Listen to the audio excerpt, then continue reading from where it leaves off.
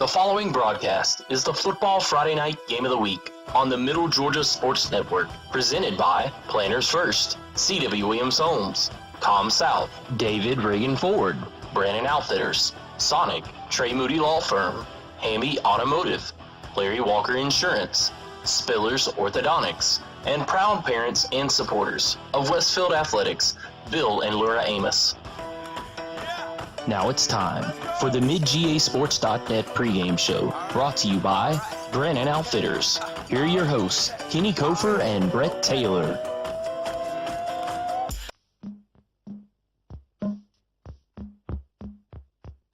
First, a legacy of excellence since 1896. Member FDIC, an equal housing lender. And now, back to the gridiron with Kenny and Brett on the Middle Georgia Sports Network. And Ryan's going to unleash a big one. He's got Giles open, and Giles makes the catch. And he's off to the races. He's at the 15, 10, 5, touchdown, Westfield, 90-yard touchdown pass from Ryan Fitzpatrick to Giles Amos, and maybe this thing isn't over. Do they go for two? I don't know, but I tell you what, to me, that tells you right there who you need to be targeting. I mean, we thought that coming into the season that Giles, one thing he needed to work on was his speed, and he just outran everybody to the end zone. Yeah. And why not do that every play? I'm telling you. Good evening, everybody, and welcome here to homecoming night at the Westfield School, where the Westfield Hornets are playing host to the Bulloch Academy Gators. Here is a closeout region play in the 2014 season. I'm Kenny Kofer, alongside me, Brett Taylor, Tim Thompson upstairs on the camera, here on the Football Friday Night Game of the Week on the Middle Georgia Sports Network. Westfield comes in after their first loss in over a year, 2 weeks ago at the hands of the Deerfield Windsor Knights, and they look to rebound here tonight against a Bulloch Academy team that has rebounded somewhat this season themselves after a tough year last year. They're 3-1 on the young season, and they got 3-2, excuse me, after a loss to Memorial Day last week. But they're going to have their hands full tonight with a angry bunch of Hornets, and it's going to be very interesting to see how they respond. Yeah, absolutely, Kenny. It's one of those games where you look for Westfield to bounce back in a big way, and they've got an opportunity coming out here on homecoming with everything to play for, really, and trying to start a new streak, and that's kind of been the motto the last couple of weeks. Let's start a new streak and get it going, get it rolling, headed into region play. This is a huge ball game for Westfield because it is the last kind of tune-up for the play going into region play. So this is the last non-region game for Westfield this season, and it's going to be a big one. On paper it looks like Westfield should win this ball game, but that's why they play the games, and Westfield's got to come out here and execute and not put the football on the ground. And let's take a quick look at the Hamby Automotive keys to the game as we'll go through those. And Westfield just needs to bounce back. I mean, there's really nothing to be said other than, hey, come out here, do what you need to do, execute, and get a W and get some confidence. They also need to play fast. They don't need to play from behind, and that got them in trouble against Deerfield a couple weeks ago. They need to secure the football. Turnovers are really the difference in the game. Absolutely. When you look at it. And then also try to show no rust. You've been off. You haven't played in a couple weeks.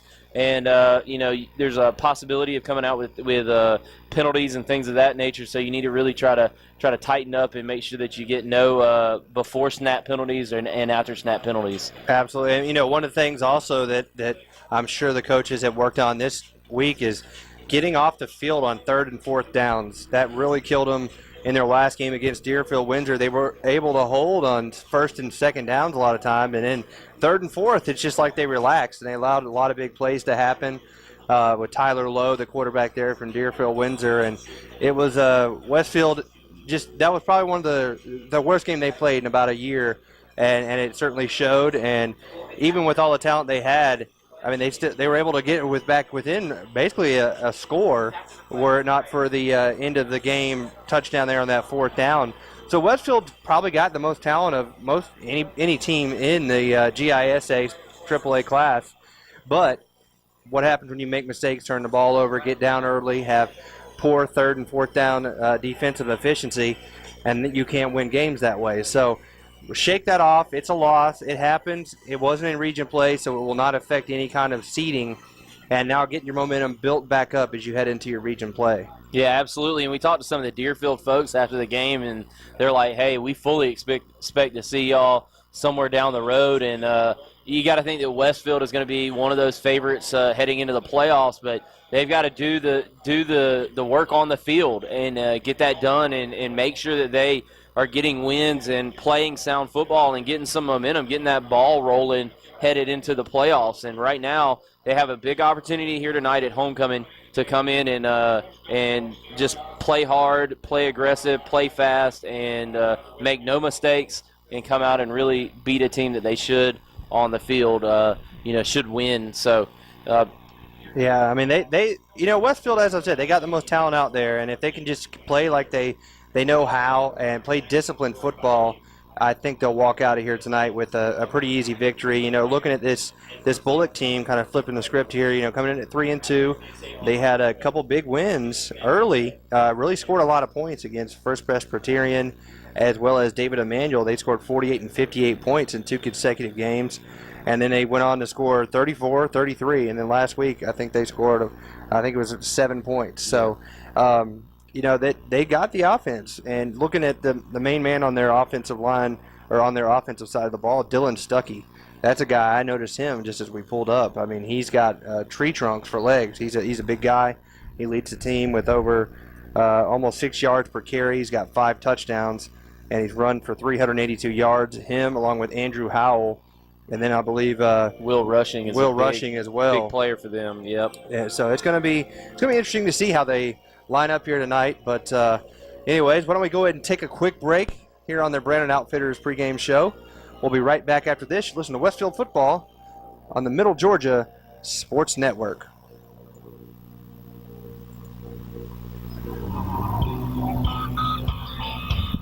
Well, the news is out. Brandon Outfitters has taken Central Georgia by storm as one of the Mid-State's premier outfitters. Located just off I-75 in Perry, Georgia, Brandon has all of the latest gear for any hunting season or just for a nice night out on the town. They still have all of your favorite brands such as Southern Tide, Mountain Khakis, Southern March, Patagonia, Costa, Orvis, and as always, a huge selection of firearms. Brandon also now features new brands such as Sims, Ray-Ban, Kavu, Chaco, Yeti, and much more. Come check them out at 106 Fairview Drive in Perry. They're sure to make your visit one to remember.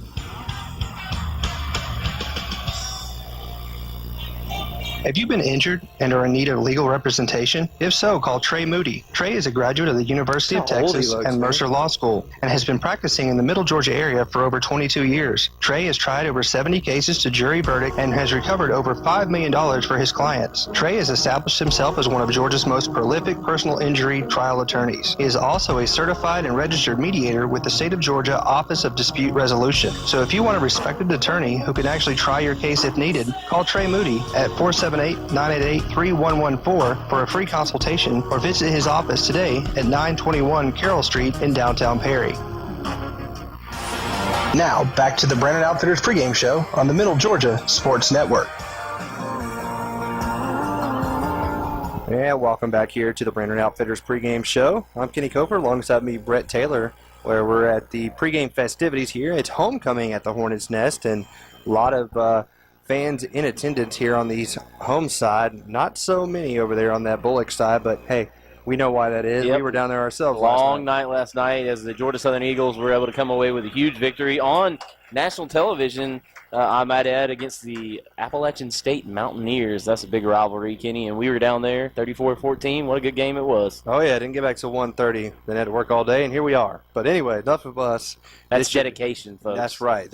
So this should be a great game between these two teams. But, Brett, why don't we go ahead and take a look at the starting lineups brought to you by Spiller's Orthodontics, where great smiles begin. And, Brett, why don't you go ahead and give us the Westfield starting offense? Westfield will start like this on offensive. Left tackle, number 77, Dill Amrit. Left guard, number 34, Corey Holiday. At center, number 78, Cameron Washington. At right guard, number 51, Connor Coffin. At right tackle, number 17, Austin Doyle. At tight end, number 40, Cam Forrester. Running backs will be number 10, Robert Myatt. Number 1, Tanner Westbrook. At fullback, Josh Jenkins, number 21. Quarterback will be number 15, Ryan Fitzpatrick. And Giles Amos, number 12, will be outside at wide receiver for the Hornets. And on defense, the Bulloch Academy Gators will try to defend the Hornets like this at defensive end. Number 54, Seth Connor. At defensive tackle, number 50, Trevor Mason. At defensive tackle, Braxton Brinson, number 75. At the other defensive end, number 44, Drew Salter. At linebacker, number 38, Dylan Stuckey. At the other linebacker, number 36, Andrew Howell. At linebacker again, number 32, Joshua Bohannon. At linebacker, as they have a 4-4 in this defense, number 5, Trice Lovett. And at the two cornerbacks, Lanier Olaf, number 2, and Will Rushing, number 1. And at safety, number 3, Lee Waters. So that's the starting offense there for Westfield and starting defense for Bulloch. And let's go ahead and take a look at the starting offense for Bulloch Academy. On offense, let's look at the big guys up front. At left tackle, you have number 54, Seth Connor. Left guard, number 44, Drew Salter. The center for the Gators is number 75, Braxton Brinson. The right guard is number 38, Dylan Stuckey. At right tackle is number 50, Trevor Mason. Wide receiver is number 22, Right Rocket. And the running backs are number 1, Will Rushing, and number 5, Trice Lovett. Fullback, number 36, Andrew Howell. The quarterback's number 2, Lanier Olaf. And the wide receiver is number 20, Davis Childs. And on defense, for the Westfield Hornets, they'll line up like this in their 4-4 defense. At defensive end will be Corey Holliday. The two defensive tackles are John Walker Moore and Walker Davidson. The other defensive end is Matthew Moore. The outside linebackers are Gavin Edmondson and Connor Cawthon. The two inside linebackers are World War 24 Wade Walker and Ben Murphy. The cornerbacks are Reagan Waller and Tucker Moody. And at safety is number 12, Giles Amos. And that is the starting lineup brought to you by Spiller's Orthodontics, where great smiles begin. And Tim knows up top, they certainly do begin at Spiller's Orthodontics. That is true. And looking here at the homecoming nominees, or our representatives, homecoming court here for the Westfield School. We'll give you their starting lineup. So if you will, the senior class representatives here tonight for Westfield is Hannah Edwards, daughter of Mr. and Mrs. Alan Edwards. Then you have Kate McDaniel, the daughter of Miss Meredith McDaniel and Mr. Ed McDaniel, and her twin sister Jenny McDaniel, also on the court. And then Caitlin Mosley, daughter of Mr. and Mrs. Martin H. Mosley Jr., and the football sponsor nominee or representative is Abby Green, daughter of Mr. and Mrs. Eddie Green. The junior class representatives are Jenna Damper, daughter of Miss Faye Dampier, and Rachel Franklin, daughter of Mr. and Mrs. Cal Franklin. And finally, Emmy Westmoreland, daughter of Dr. and Mrs. Scott Westmoreland.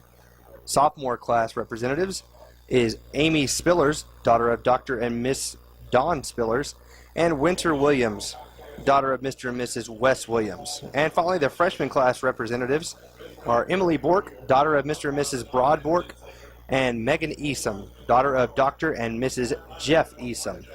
So those are the representatives for the homecoming court here this evening on homecoming night at the Hornets' Nest. We're about 6 minutes away or so from kickoff between the Bulloch Academy Gators and the Westfield Hornets. A lot of green and gold all over. Brett, Westfield will be decked out in their home green tops with their, I believe it was the white bottoms. I have to try to find the guys. The white bottoms. And the opposite over there for the Bulloch Academy Gators, they're in all white with their green numerals and gold trim and kind of the half Georgia Southern style helmet with the number on one side and I believe a gator on the other. So, yeah. But we're almost set here, and Brett, mainly like you said, the keys to the game, we just got to shake off that rust, forget that game from last week, and just get ready for some football. Yeah, I think one of the biggest things is starting fast. Bulloch Academy, if you look at their scoring, they've outscored opponents 65-15 in the first quarter and 47-26 in the second quarter. And Westfield's got to come out and start fast, as they were not able to do against Deerfield Windsor the last time out. And Bulloch seems to be a pretty fast starting team, and so it would stand to reason that Westfield really needs to come out, try to take control of this football game. And with all the festivities that are going on and all the distractions that you can have, you really need to try to hone in and come out and play very well, play with some emotion, and see if you can't get the visiting Gators down early and try to take their will away from them. And, Brett, before we close out here on this Brandon Outfitters pregame show, I want to send a special get well message out to Mike Hillmeyer, Coach Big Pop. He's down at the Perry Hospital recovering from hip replacement surgery. So I just want to let you know that everybody here is thinking about you and wishing you a speedy recovery here from the Hornets' Nest. And I'm sure your grandson will do well out here tonight. Cam is one of the exciting players in this Westfield team. Obviously, very. We're trying to say he's flexible. He can play. Utility guy. Yeah, there you go. He's kind of the Martin Prado, if you will, of this. He's like a pitching wedge. Right. He can do a whole lot of everything and does it well. So get well, Coach Big Pop. We're thinking of you here as we wrap up this Brandon Outfitters pregame show. So we'll go ahead and take a quick break and be back with the starting lineups, coin toss, and first kick. You're listening to the Middle Georgia Sports Network Game of the Week on midgasports.net. Go free times 3 this summer with ComSouth. Upgrade to any gold or higher value package and get the first month free, get free activation, and ComSouth will make the installation free too. Plus, as an added bonus, upgrade to high def and receive HD TV, you guessed it, free for 3 months. That's a whole lot of free for great telephone, wireless, state-of-the-art cable TV, and high-speed digital internet. Visit ComSouth.net for more details or stop by any of our convenient locations in Cochran, Hawkinsville, Perry, and Fort Valley. Spillers Orthodontics is where great smiles begin. Whether you are an adult or a teen, they can make you smile. Dr. Don Spillers uses state-of-the-art technology and proven orthodontic techniques to provide his patients with the quality care they deserve. He offers Invisalign, Invisalign Teen, clear, and metal braces. No referral is needed, so call 478-953-2700 to schedule your complimentary evaluation and see why your friends love visiting his office.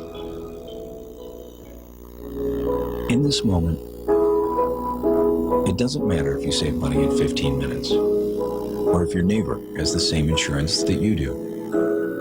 What matters right now is the quality of your independent insurance agent and the company that stands behind them. Auto Owners Insurance. Call Larry Walker, your local auto owner's agent, and let his team of professionals tailor an insurance program right for you and your budget. The following is a presentation of high school football on the Middle Georgia Sports Network.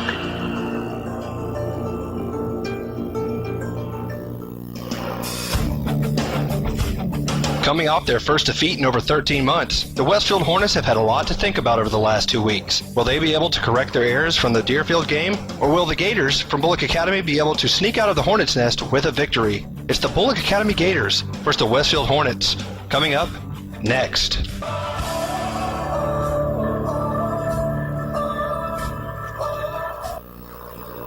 Hey, good evening, everybody, and welcome to the Hornets' Nest and the Middle Georgia Sports Network Game of the Week. I am Kenny Kofer, alongside me, Brett Taylor, bringing the action live to you here on the midgasports.net. Tim Thompson upstairs on camera as you're getting a quick look there at midfield between the two teams as they're doing the coin toss, and the captains for tonight for Westfield are number 4, Landon Easom, number 24, Wade Walker, number 51, Connor Coffin, and number 44, Ben Murphy. And for the visiting Bulloch Academy Gators, their captains will be number 3, Lee Waters, number 32, Josh Bohannon, number 36, Andrew Howell, and number 38, Dylan Stuckey. The referee crew is out of Warner Robins, and they are meeting at midfield here as we speak, Brett. And I imagine if you're Westfield, they like to start quick. So if they win, I'm sure they're going to want that football. Yeah, no doubt. And you would think that Coach Jones would want to come out and really take advantage of possibly good field position with a good return and see if they can't move the ball on down the field. But it looks like they're going to defer here and actually kick off to the Bulloch Academy Gators. So maybe he's sending a message to his defense, hey, get us the ball back so that we have the ball coming out on offense. I don't think they deferred. I think Bulloch won. Okay, I'm sorry. They just decided to receive. So that is how we'll see it starting here. Westfield will start on defense, and they'll get to take a look at Mr. number 38, Dylan Stuckey, the leading rusher here for Bulloch Academy on the season, with 64 rushes for 382 yards and 5 touchdowns. And then right behind him is Andrew Howell, 354 yards on the ground. He averages almost 8 yards a carry and 5 touchdowns. So they got 3 guys right off the top. They got 5 touchdowns each in rushing, Howell, and Stuckey. Yeah, I'm assuming with the 2 running backs and a fullback, they're either going to come out in some sort of wishbone set or broken bone I believe they ran that last year under Coach Hodges, and this year they have a new head coach. As you see the Gators coming out onto the field here at homecoming night, being led out by number 3, Reagan Waller, and number 5, I can't remember. Austin Burnett. Austin Burnett, the youngster Austin Burnett. And you would think that, Coach Hennessy, Terrence Hennessy, who's the new coach at Bulloch Academy, he's going to probably keep the consistency going there, as they've had a lot of success over the years running that similar offense. So we'll see what Westfield can do here on defense as they're coming out to kick off.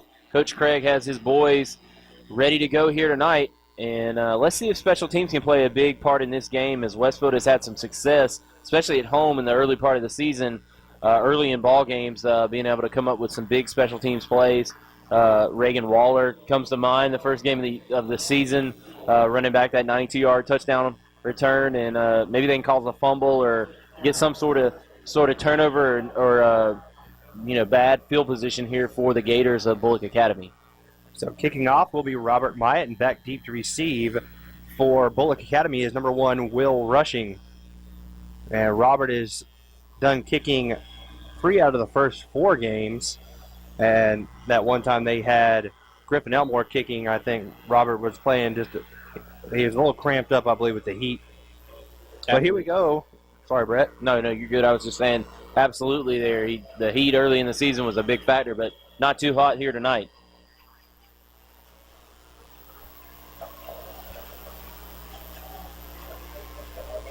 So we're almost set to get underway here from the Hornets' Nest. Beautiful night, nice and cool, very comfortable. Overcast skies. And there's the kick from Robert Myatt. And Will Rushing will take it to his own 6-yard line. It comes to the middle, now cuts to the right side. He's got some speed. He's hit hard and brought down over there by Tucker Moody at the 25-yard line. And that is where we'll take a look at this Bulloch Academy offense for the first time here tonight. Will Rushing showed great speed right there on the kickoff return, and he got a little outside of his blockers. Westfield did a good job to contain him as he got to the outside, trying to get to the numerals on the far side, and he was tripped up by the Westfield Hornets. And a good job of recovery there for the kickoff team for the Hornets. So they'll come set with 3 wide receivers, 2 to the far side, 1 here to the near side, and an I formation with Stuckey, the deep back. Handoff goes to Stuckey. He tries the right side, and he's going nowhere. Hit hard and brought down by a swarm of Hornets. Leading the way there was Ben Murphy and Wade Walker on the tackle. Yeah, good job of the defensive line getting off blocks, and then the linebackers filling up in there and forcing just a short gain on the play, only 1 yard for Dylan Stuckey. It's going to bring up a long 2nd down and 9. Yeah, Westfield's run defense is pretty tough, especially if you're just going to line up and run it straight at them. They had a little trouble with some of the misdirection from Deerfield a couple weeks ago, but this looks like a pretty straight-up vanilla to line up in the wishbone formation and going nowhere, really, as he maybe gets out to the 28.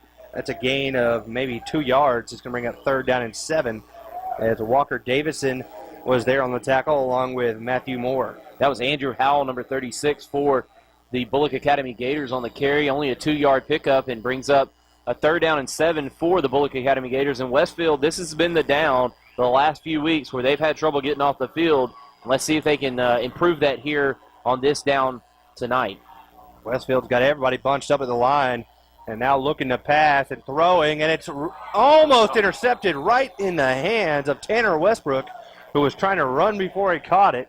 It would look like the pass was honestly thrown to him on a route rather than the receiver. Yeah, and Tanner, I believe, was the backside cornerback, and he kind of undercut as everyone was bunched up there in the tight set, and he undercut the route, and Westfield had coverage all over top and underneath, and Tanner just, like you said, tried to run with it before he had it in his possession. But nonetheless, good job by Westfield coming out on defense, and now they're going to get the football back for that powerful offense. And back deep to receive for Westfield is Giles Amos, and he'll take a punt off the foot of Will Rushing as it's angled here near side and goes out of bounds at the 43-yard line, and Westfield will start this drive with great field position. 1st and 10 with just 10:33 to go here in this first quarter. Yeah, excellent job right there by the Westfield defense, and the Hornets coming up big on the defensive side of the football, and the offense is set up in great field position, and we'll see if they can start fast here tonight, as they had trouble doing it last time against Deerfield Windsor. But not to be slight Bulloch Academy any, but they're no Deerfield Windsor, it seems. No, not at all. So here we go. Westfield comes set in the wing tee. They put Tucker Moody in motion to the far side. Fake the handoff, and Ryan's going to be sacked behind the line by number 36. Andrew Howell gets him, and that is a loss of 4 back to the 39-yard line. Or actually going to mark him all the way back at the 37, so that's a loss of 6 yards. And that time, just Ryan, we mentioned it before, you got to he's very comfortable in the pocket, almost too comfortable sometimes. And it takes a long time to develop. You haven't run a run play yet with success. And those guys early in the game on the defensive side of the football just pinning their ears back and coming. And that's what happened right there. And on a 2nd down and 17, not a good down and distance for Westfield. And they hand it off to Tucker Moody across the far side. He's got Connor Coffin out there blocking for him. Good run that time. Looks like a gain of about 15 yards or so. We'll call it 14-yard gain as he gets out to the Bulloch Academy 48-yard line.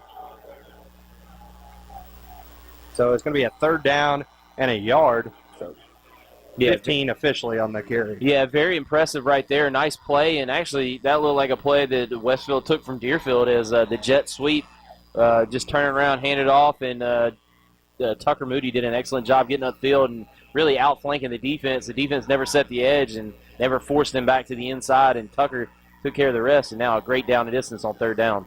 And they hand the ball off right up the middle to Josh Jenkins, and Jenkins doing what he always does, churning those legs. He got enough for the 1st down to the Bulloch Academy 48-1-yard line.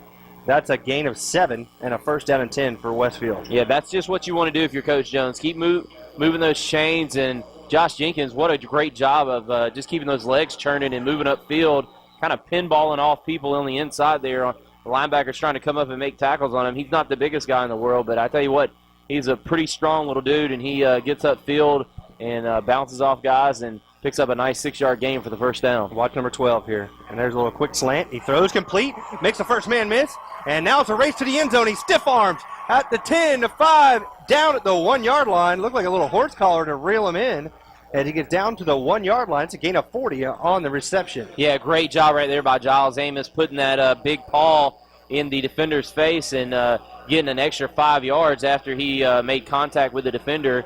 And he almost got the horse collar at the end of it, but nonetheless, he sets up Westfield with great field position inside the goal to go here for Westfield. 1st and goal at the Bulloch Academy 1-yard line, and Ryan's going to come in, bring the play from Coach Jones, and hopefully they can put an exclamation point on this drive here with 9:19 left to go here in the 1st quarter.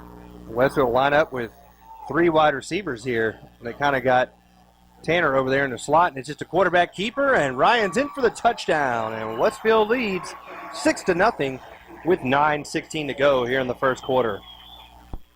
Excellent play right there. Just your simple spread them out, run the quarterback sneak right up the middle, and a great job by Ryan Fitzpatrick finishing things off and doing a good job executing there on, sometimes early in this year, we've seen a lot of college football, a lot of pro football. Teams have had all kind of trouble 1st and goal from the 1-yard line. We know from personal experience with Georgia Southern, so good job right there of securing the ball. Griffin Elmore on for the extra point. Tanner Westbrook with the hold. The kick is up, and it is just inside the left upright. So with 9:16 to go in the 1st quarter, your score, Westfield 7, Bulloch Academy nothing. Listen to Westfield football on the Middle Georgia Sports Network.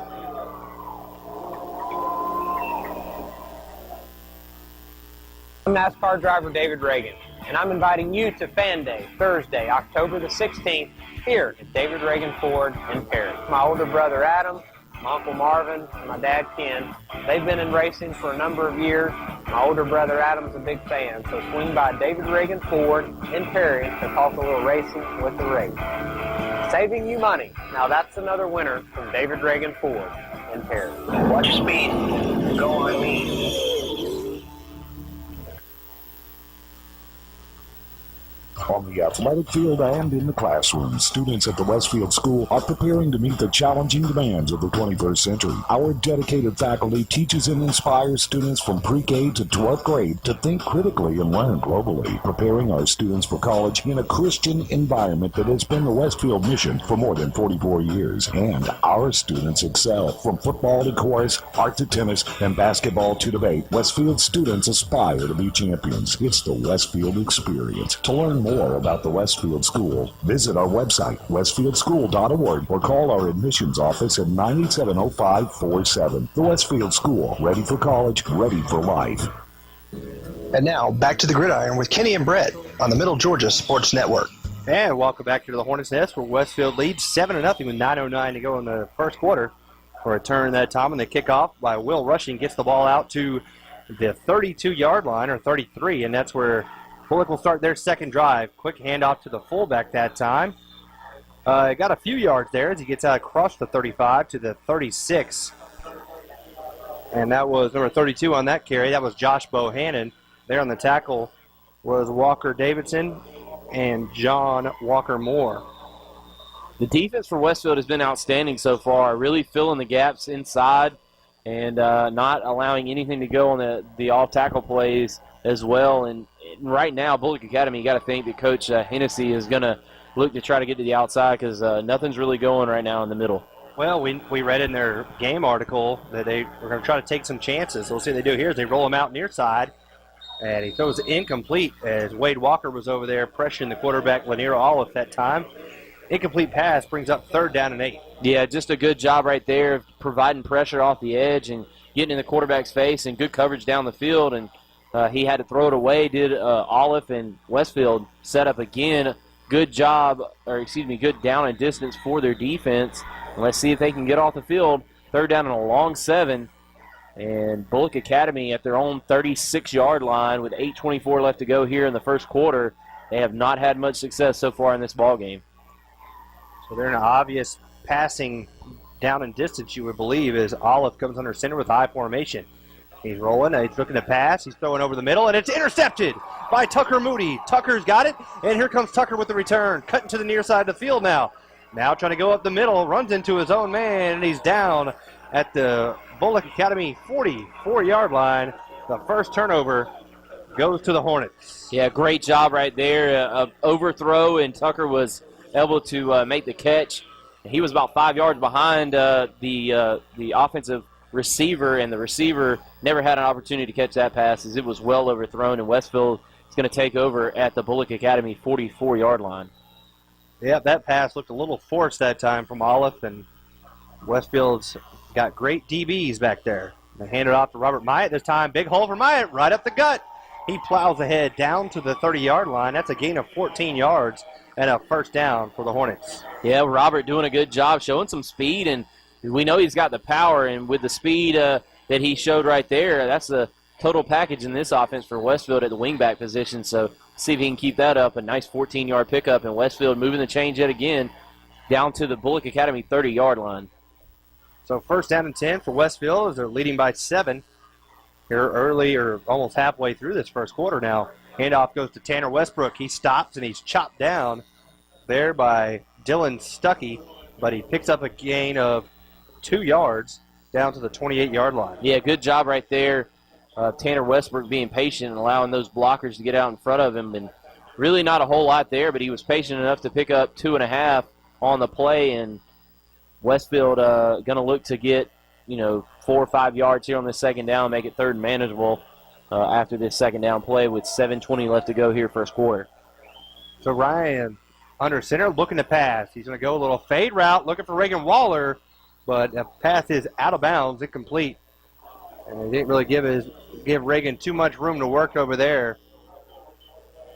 No, good coverage by Will Rushing, number 1, for the Bulloch Academy Gators. The ball was well overthrown, and Ryan really has to recognize that and maybe see if he can't throw it to the back shoulder and allow his receiver to come back to the football. But that ball was thrown well out of bounds, and I don't even know if Giles could have even got a finger on that as tall as he is. Yeah, that looked more like a pass that was really designed for Giles than Reagan. Reagan's game is more speed. But here is a 3rd down and 8 now. Tucker Moody in motion. The handoff goes quickly to Josh Jenkins. Jenkins got up for the first. He cuts back outside, hops the defender, still running, and he's going to score. What a run by Josh Jenkins. Wow, 28-yard touchdown, and Westfield leads 13-0 with 7:02 to go in the first quarter. A lot of start and stops on that run, stutter steps, cutting back and forth, using the jump step effectively, and I tell you what, Westfield has done exactly what we said they need to do and come out and play very fast and come out to a quick start and get on the scoreboard and not show any rust. They pretty much accomplished every one of the keys of the game that we've seen. So on for the extra point is Griffin Elmore. The kick is up and just good. So Westfield leads 14-0 with 7:02 to go in the first quarter. Listen to Westfield football on the Middle Georgia Sports Network.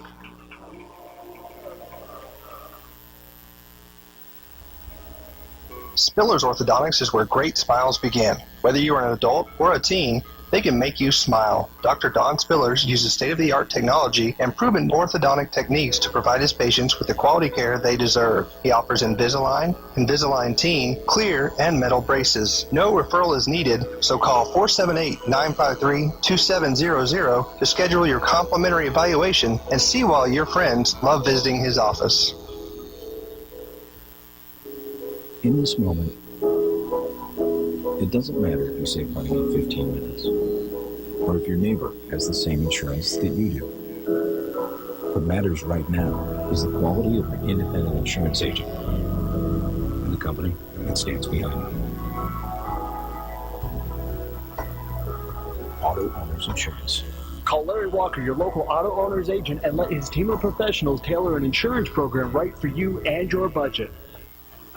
Welcome back into the Hornets' Nest to the Football Friday Night Game of the Week on the Middle Georgia Sports Network. And welcome back here as Will Rushing returns it out to the 25-yard line. Westfield leads 14-0 with 6:57 to go first quarter. I'm Kenny Coper, alongside me Brett Taylor, Tim Thompson upstairs on the camera here on the Middle Georgia Sports Network. Westfield rebounding very strongly here early after the loss to Deerfield Windsor 2 weeks ago. They've come out and already forced a turnover, a 3-and-out, and scored on both possessions. Handoff goes to Stuckey. Stuckey, nothing doing on the right side. As over there making the tackle on that one was Walker Davison, along with Corey Holliday and Wade Walker. Yeah, I really think that Coach Hennessy is going to have to go to the air here tonight. Westfield doing an excellent job in the run game, defensive run stop, and I tell you what, it's going to be tough sledding up the middle, and to try to stretch that Hornet defense, he's going to have to go through the air, maybe some play-action pass, try to get his quarterback some run-pass options on the outside. But right now it's not looking good for the Bulloch Academy Gators, and it's a long 2nd down and 8 for the Gators. And Westfield has been pretty dominant here on defense with 6:15 left to go first quarter. So Olive under center with a lone back behind him, and he's going to do a little option here, try the right side, and again, nothing doing. Was it a fumble the way they're pointing? No, I think just big hit. Wade Walker, World War 24 over there, along with Connor Cawthon as well. So 3rd down and 7 again for Bulloch Academy, and you can't just run. It looks like they're bound and determined just to put their head down and run right into the line, and that's not going to work against this Westfield team. No, not at all, and they're going to have to do something. You got to expect some sort of rollout pass here from Bulloch Academy, and we'll see as they come with 2 backs in the backfield and 3 wide receivers here. So the lineup here, Olive looking to pass. He's throwing it here near side, and that was an outstanding catch over here on the near side by number 22, Right Rocket. Yeah, good job right there of the catch. I don't know if it was as much a catch as it was a little bit of help by the ground, but the official gives it to him, and nonetheless, Westfield surrenders their first down of the night here to the Bulloch Academy Gators on a nice 8-yard pass play from Lanier Olive to Right Rocket. For some reason, that pass made me think of hunting ducks. I don't know why, but it did. Got to be nicer, Kenny. Just telling you, it made me think of Willie. I don't know why. Duck Dynasty. Wishbone set now for Bulloch, and they hand it off here to the near side. And man, what a hit by that is Gavin Edmondson here on the near side. Stuckey maybe got a yard. That was just both of them. It wasn't so much a hit by Edmondson as just they both met at full speed and both kind of went to the ground immediately. It brings up a long 2nd down and 9. And Westfield has, again, done an excellent job in the defensive run game. And the only success that Bulloch has had has been one pass play for 8 yards that happened 2 plays ago. So we'll see what the Gators can come up with here with 2nd down and long. 4:19 left to go here first quarter. And a little option keeper. He tries the middle of the field, and again, nothing doing. As there on the tackle was Matthew Moore and Walker Davidson, as well as who? World War 24. That's it. Quickly, again, Wade and Walker Davidson are tearing it up here early. 5 tackles for Wade already, 4 for Walker Davidson. Those two guys are always in the mix. And like I've said numerous times, neither of them are big guys, but they just know how to play. Jacob Payne getting in there now at the other defensive tackle position. As Olive looking to pass, he throws, and it's complete to Will Rushing. And he's in the Westfield territory. As bringing him down is Ben Murphy, and he kind of drags him all the way across the 50 to the 47-yard line. Yeah, nice 15-yard pass play right there, just a seam route, and really no one there to defend. The linebacker didn't get back in time and cover that throwing lane, and Will Rushing does a good job getting upfield. Nice 15-yard pickup there for the Bulloch Academy Gators. They're into Westfield territory for the first time here tonight. Your score 14-0 with 3:20 left to go here in the first quarter, and Bulloch Academy is getting a little bit of a drive going here, some momentum after their second first down of the night. So they line up with 4 wide receivers now. As Olive looking to pass, he's going to go far side, throws, complete, and breaking a tackle over there inside the 35, down to the 32. On the reception that time was number 20, Davis Childs. So it looks like Bulloch's starting to move the football here, as that is a gain of 14 yards down to the 33. Yeah, excellent pass play. Just basically 2 routes right up straight up the field and stop about 10 yards down the field, and then he was able to turn after the catch and fight upfield for another 3 yards on the play. And right now, Westfield having some trouble in the defensive backfield with 2:42 left to go first quarter. And let's see if this opens up that run game for the Bulloch Academy Gators. And they try the left side, and a pretty decent gain this time for Andrew Howell as he gets down to the 30. So that's a gain of 4. And Ben Murphy there on the tackle for Westfield. Find a little bit of continuity here on this drive are the Bulloch Academy Gators, and Westfield not doing a good job on the back end, and it's kind of stretching some things out there in the front. And Westfield gives up their biggest play rushing-wise of 4 yards to Andrew Howell. Let's see if they can get close here to these receivers. And there goes Howell again, and there in the backfield making the initial hit was Wade Walker, but bouncing off of it was Howell, and he gets back to the line of scrimmage. So Connor Cawthon and Wade Walker there on that tackle, and it's now going to be a 3rd down and 6 in what should be obviously 4-down territory here as they're at the Westfield 29-yard line. Absolutely, it's going to be a big play, but two downs to get the first down here. So it's 3rd down and 6, and Olive looking to pass, throws out in the flat. It's tipped. What a great job that time by number 43, Matthew Moore, as he broke that pass up. It's 4th down and 6. So Matthew Moore doing a good job there, getting his hands in the throwing lane, because that was an open receiver here out in the flat. I believe that was number 22, Wright Rocket. As we're down to 1:16 remaining in this first quarter. Westfield with a 2-touchdown lead. Both teams coming in 3-1.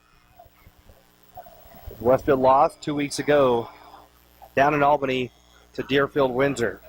So they're going to go for it on 4th and 6. And their coach Hennessy's going to call a timeout.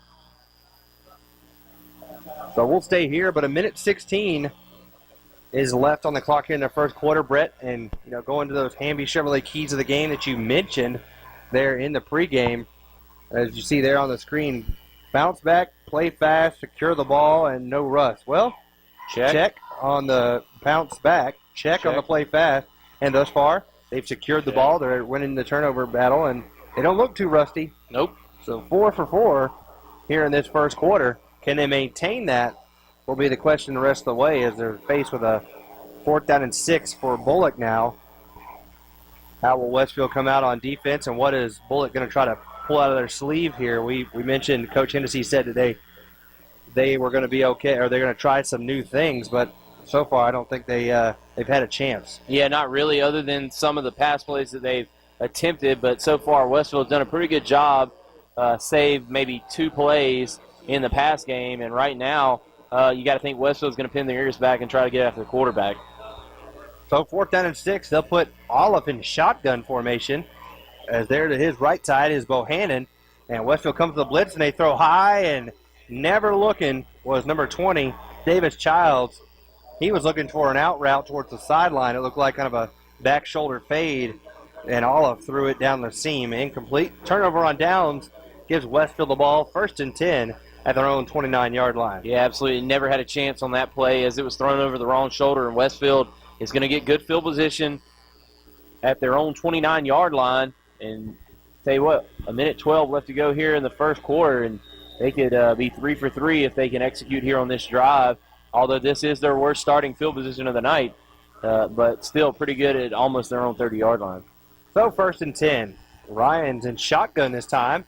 Fakes a handoff, going to keep it himself, go right up the middle, and he's going to be close to a 1st down as he gets out to right at the 39-yard line. I think he's going to be about a half a yard short of a first.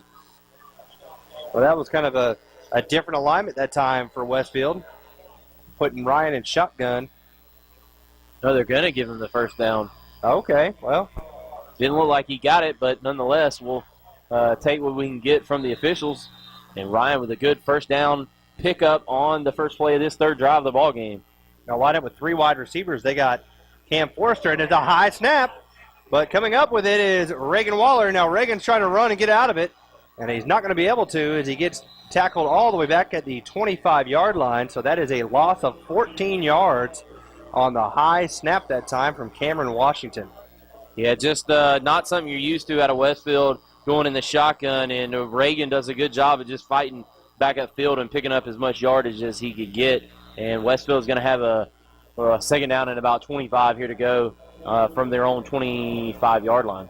And we're down to 20 seconds remaining here in this first quarter, a quarter in which Westfield has scored 2 touchdowns and lead 14-0. So might be the last play of the first quarter. Pump fake, and he's got a man open. And that's Reagan Waller. He makes the catch, and he's brought down out of bounds at the 46-yard line of Bulloch Academy. So that's a gain of 30 yards. I was about to say 29. Not, but, 30. From the 25 to the 46. 30. That's okay. 30. 25 plus 4. 30. Brett's a generous statistician. 30-yard gain, and that'll do it on the first quarter. So your score from the Hornets' Nest, Westfield 14, Bulloch Academy 0. You're listening to Westfield Football on the Middle Georgia Sports Network.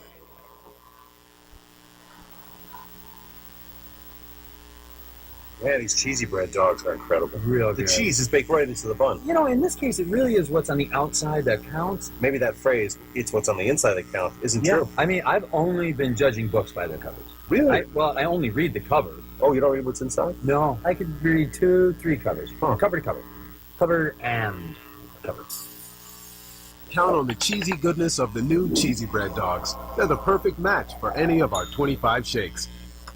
This is how you Sonic.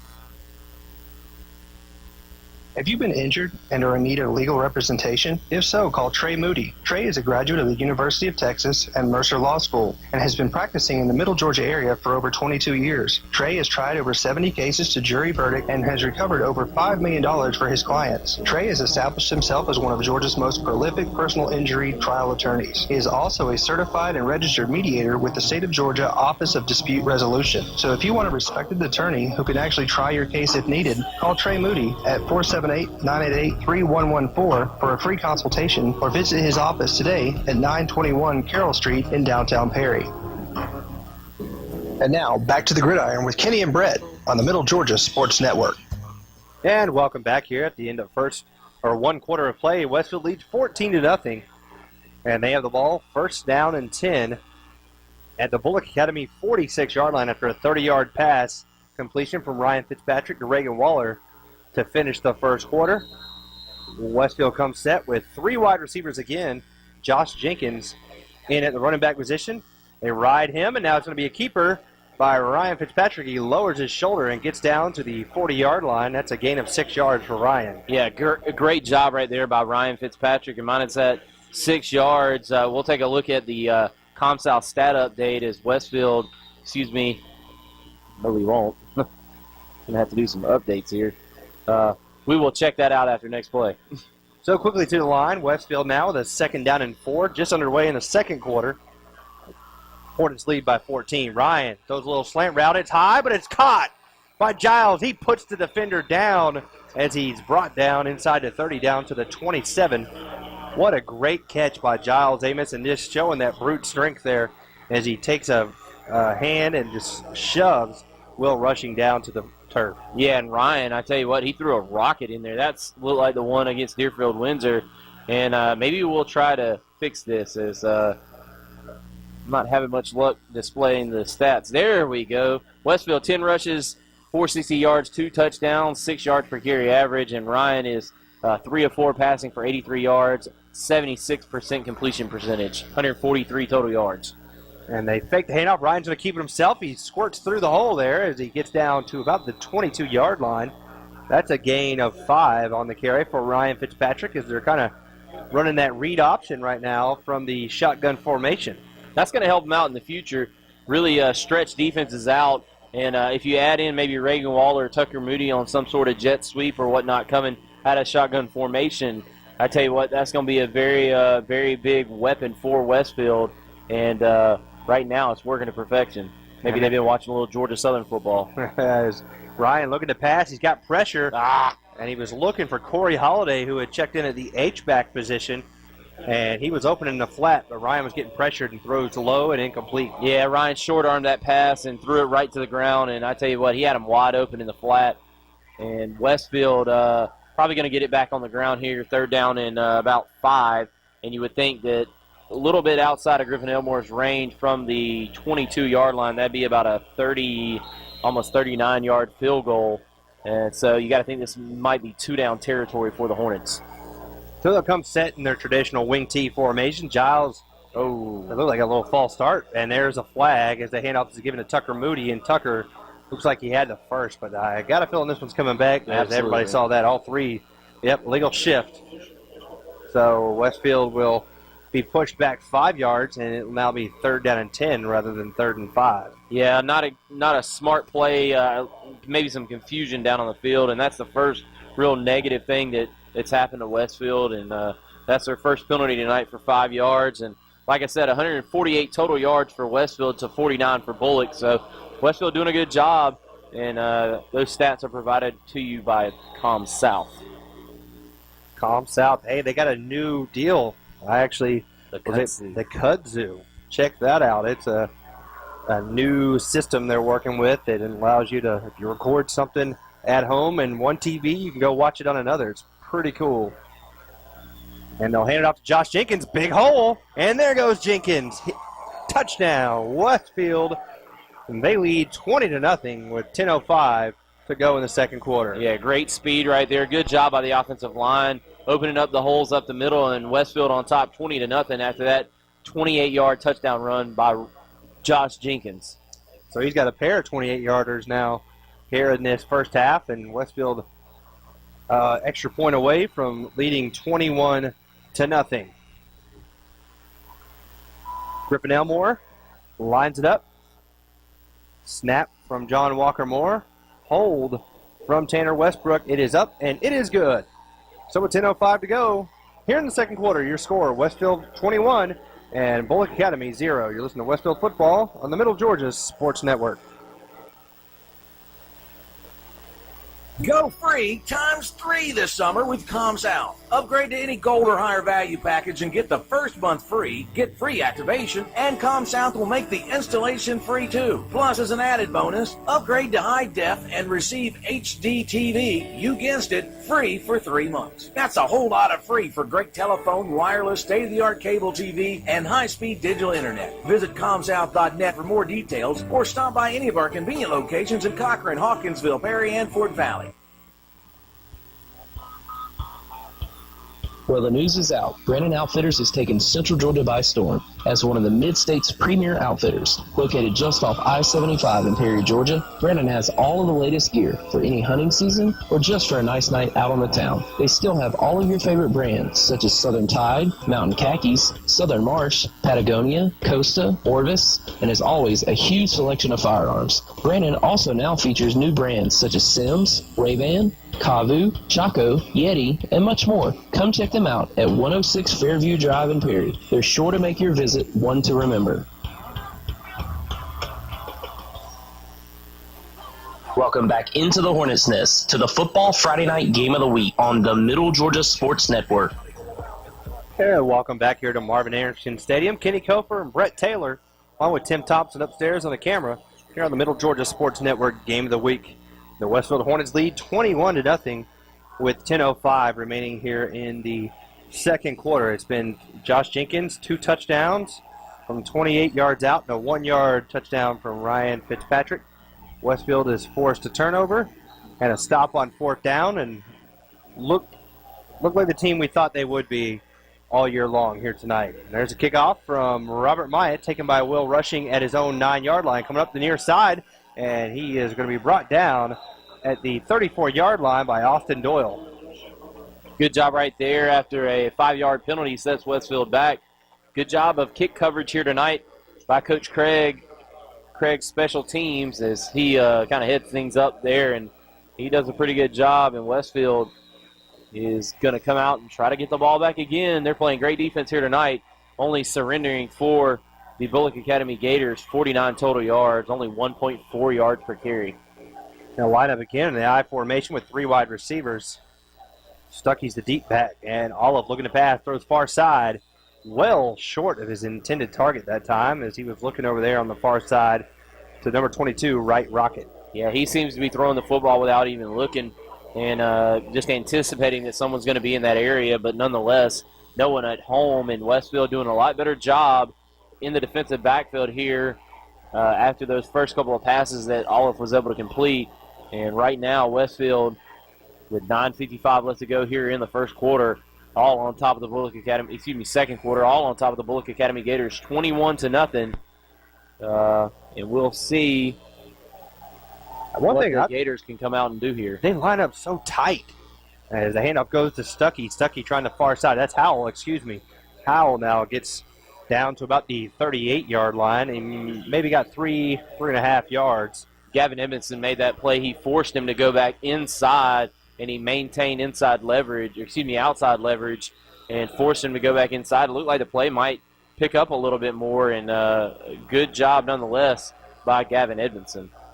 Gavin's had a good game here tonight. Already got 2 tackles and doing pretty good so far. That's Andrew Howell on that carry. Now they'll spread things out here as they got 3 wide receivers, 2 here to the near side. And Westfield comes right up the gut, little option keeper. And Olive's got nowhere to go. As over there again is Gavin Edmondson playing a pretty good game here tonight. He now has 3 tackles on the game. Yeah, excellent play again. Like I said, he's keeping outside contained and allowing nobody to get to the far side of the field on him. And Westfield right now is setting the edge and forcing everything back to the inside. And hopefully they can continue that success here in the rest of the second quarter. And it looks like Bulloch is probably going to go for it here on 4th down and 5 at their own 40-yard line. 8 minutes, 35 seconds left here in this first half. They line up in the wishbone formation. Olive under center.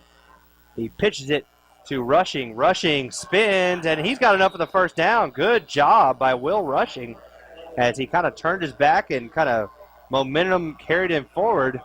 So converting there is Bulloch Academy for a 1st down and 10. Yeah, very important play for the Bulloch Academy Gators because if not, they were going to give possession back to Westfield inside of Bulloch territory.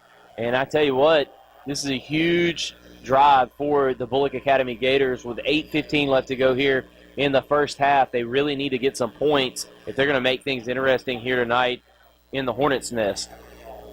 So after picking it up on 4th down, it's 1st and 10 for Bulloch at their own 46-yard line.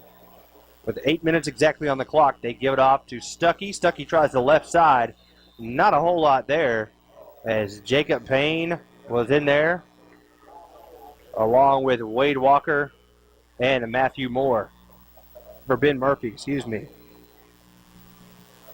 That was a great job by Westfield D. They do not budge. Yeah, so just to update some of the fans out there watching on the live stream, if you notice the dots on the scoreboard, we're trying to keep y'all better informed on the timeout. So right now, as you can see, Westfield has 3 timeouts left and Bulloch 2. So we're going to try to continue to do that the rest of the season, and just to give y'all more information and keep bringing it to you bigger and better. If we knew how to do the clock, we could do it, but that's easier said than done. Exactly. And looks like there's a timeout on the field taken by Bulloch. That is their second timeout. So, Brett, why don't we take a quick timeout with them? We'll take a number 5 as Westfield leads 21-0. You're listening to Westfield Football on the Middle Georgia Sports Network. C.W. Williams is the premier home builder in Houston County. With established communities in Perry, Bon Air, Centerville, and Warner Robins, C.W. Williams Homes offers you a chance to build a customized home of your dreams. There are multiple floor plans available, ranging from a minimum of 1,000 square feet to over 3,000 square feet. Log on to cwwilliamshomes.com or give them a call at 478-922-2207 to check their list of plans, communities, and financing options today. C.W. Williams Homes. Let us build the home of your dreams. Set your own banking hours with Planners First Online Banking. Planners First Online Banking allows you to connect and access your bank accounts 24/7. For those that are always on the go, you can check your balances, pay your bills, transfer funds anytime and anywhere you have internet access. Let Planners First Online Banking make your life a little easier. Planners First, a legacy of excellence since 1896. Member FDIC and equal housing lender. And now, back to the gridiron with Kenny and Brett on the Middle Georgia Sports Network. Welcome back here to the Hornets' Nest at Marvin Arrington Stadium here on the Middle Georgia Sports Network. 21-0 Westfield leads. 7:11 to go before half. Second down and 9 for Bulloch. Then they pick the hand off, a little pitch out here to Stuckey, or that's Howell. And he's going to be brought down by Giles Amos, but not after he picks up a first down in the Westfield territory down to the 43-yard line. Yeah, nice little speed option right there by the Bulloch Academy Gators and a 10-yard pickup on the second down play. And again, Bulloch moving the football into Westfield territory down to the Hornet 43-yard line. And Giles Amos had to save a huge play right there. Nice 10-yard pickup right there by Howell. And the Gators are off and moving here kind of midway through the second quarter. So Bulloch now at the Westfield 43. They're moving left to right here in this second quarter with the wishbone formation. And they give it off to the deep back. That's Will Rushing. Rushing's got nowhere to go as a flag flies in.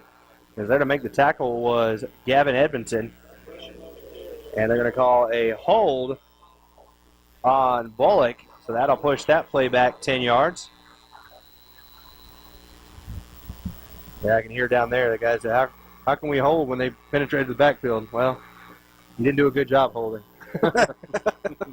Yeah, that's going to be almost a 12-yard penalty as it was spotted at about the 45-yard line, and the ball was snapped at the 43, so it's going to push Bulloch Academy all the way back to about the 44.5-yard line on their own side. 6:20 left to go here in the first half. Yeah, that's a backbreaker there as you started getting a little bit of momentum, have the Gators and moving the ball, and then a penalty like that. Those are the type of things that you can't do against a superior team like Westfield. Olive looking to pass. He's going wide out in the flat, and it's picked off by Gavin Edmondson. Edmondson might go. He's got only the quarterback to beat, and he cuts inside for the touchdown. Wow. Defensive touchdown for Gavin Edmondson, and the Westfield Hornets lead 27-0 with 5:53 to go in this second quarter. Yeah, excellent play right there. That could be a nominee for the play of the game as that ball was caught on about the 42-yard line, and Gavin Edmondson did a great job of making the quarterback miss. And excellent play right there. 43-yarder, I believe. Was it 43? 42, 43, whatever. You know, it is what it is. I guess I'm being a little bit of a stickler here tonight. So 43-yard TD INT return. And Griffin Elmore on to attempt the extra point. It is up and good, and Westfield leads 28-0 with 5:53 left to go here in the first half. We'll stay right here as the Hornets will look to kick off here quick. And like Kenny and I have noticed, these officials are moving it along. And sorry we're getting these commercials in and having to come back a little bit early because of that. But nonetheless, Westfield on top 28-0 and doing an excellent job here tonight. Yeah, Gavin Edmondson's really showed up here tonight. He's got 3 tackles to go along with an interception return for a touchdown. So a good showing. Gavin's a good player. We've seen him play a more prominent role here this year, and that's pretty exciting right there to get a defensive touchdown. And what a great job of cutting it back at about the 5-yard line to get in the end zone. Yep, did an excellent job. And I tell you what, Westfield has really accomplished all of the keys to the game. We talked about the Hamby Automotive keys of the game, and Robert Myatt has it teed up. He's going to kick it off from his own 40-yard line. The ball is up, fielded at about the 4-yard line by Will Rushing. He's going to bring it up here near side, makes a cut at about the 20-yard line, gets upfield, and is tackled at the 24-yard line. And the Hornets do a good job of corralling him. I believe that was Gavin Edmondson on the tackle right there, number 8. And he does a good job on special teams after the INT return by himself. Yeah, Gavin's doing it all. He's like the, what was that on In Living Color back in the day? Remember? The Jamaican family, they did everything. Like, we're the landing gear, we're doing this, we were pilots, we do it all. That's what Gavin Edmondson does. I think you're showing your age there. You don't remember In Living Color? I remember it, but none of the people listening to it remember it. I don't know, man. I'm just messing with you. Think about how many stars came out of that show. So first down and 10 for Bulloch at the 26. And the handoff goes right up the middle and nothing doing there. You had to know that was coming. Oh, yes. Josh Bohannon on the carry. He's brought down by Walker Davidson and Wade Walker. Westfield, I tell you what, it sound like a broken record, but they're doing a fantastic job in the middle of that defensive line, just getting off blocks, not allowing any leverage for that offensive line for the Bulloch Academy Gators, and they're just cleaning things up by the linebackers. Look, a little swing pass out to Will Rushing, spin move, and Tucker hangs with him, though, and he'll bring him down for maybe a yard gain or so. Yep. They're trying anything and everything they can, and it's hard to get out of the grasp of these defenders. Westfield's all over it over there. Yeah, the very important key to those type plays is exactly what Tucker did right there, and then Gavin Edmondson has done. I've seen Reagan Waller do it. They turn the ball back inside. That's where your help is. That's where all of your defenders are flowing from, and as long as you can keep that outside contained, force those guys back inside, you've got help on the inside. You have no help on the outside except the sideline. So it's 3rd down and 7 with 4:25 remaining here before halftime. Olive looking to pass. He throws. Almost Edmondson with another interception. I'll tell you what, Olive, he's got a little bit of tunnel vision, I believe. He doesn't really see. I mean, he threw that right to Gavin Edmondson and just hit off his hands, incomplete. And now they're going to have to punt on 4th down and 7 with 4:20 left on the clock. Yeah, absolutely. Gavin Edmondson almost had another one right there, and he could have gone the distance yet again. You got to think he's kicking himself on that one as it went right in and out of his mitts. And it looks like Westfield's going to get the punt here. Back deep to receive is, I'm not even going to tell you because they didn't even try to get it. It looked like it was Tanner Westbrook. It was. The ball kind of spun like my 60-degree wedge at about the 47-yard line, and that looks like it was down at the 50. Yeah, it was spiral, but it was up and down vertical spiral. Kind of odd. But nonetheless, Westfield will start this drive. 1st and 10, right at the W at the 50-yard line with 4:13 remaining here in this first half. Westfield leading 28-0. Very impressed right now with the Hornets as they have come out and executed very well in a game that we thought they should win, but still, you never know what can happen in these type games. Handoff goes to Myatt. Myatt here to the near side. He's got Wade Walker out in front with the blocking. Wade lays a block, and Myatt goes out of bounds after a good gain out to the 34-yard line. It's a 16-yard gain for Robert Myatt.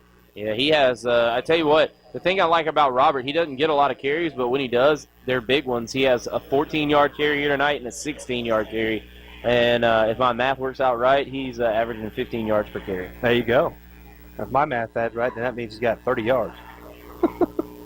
The cool thing about Westfield running those little jet sweeps is when you got guards like Wade Walker or Connor Cawthon, they can get out in front because they can run just as fast as the running back. And the handoff goes to Cam Forrester. Cam cuts back. Cam's on his feet. And Cam's going to go in for the touchdown. 34 yards on the carry. And Westfield leads 34-0 with 3:43 to go before the half.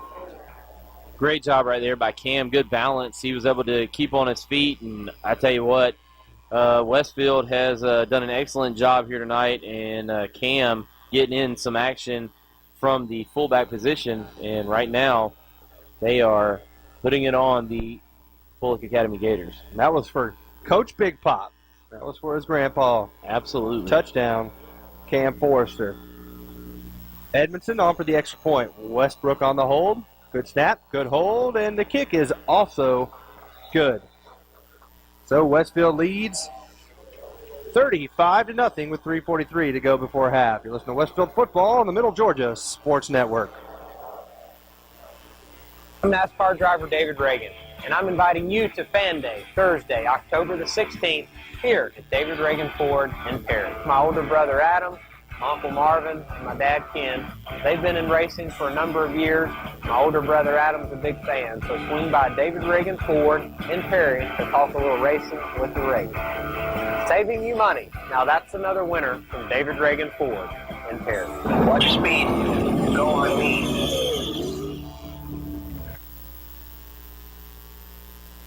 On the athletic field and in the classroom, students at the Westfield School are preparing to meet the challenging demands of the 21st century. Our dedicated faculty teaches and inspires students from pre-K to 12th grade to think critically and learn globally, preparing our students for college in a Christian environment that has been the Westfield mission for more than 44 years. And our students excel. From football to chorus, art to tennis, and basketball to debate, Westfield students aspire to be champions. It's the Westfield experience. To learn more about the Westfield School, visit our website, westfieldschool.org, or call our admissions office at 9870547. The Westfield School, ready for college, ready for life.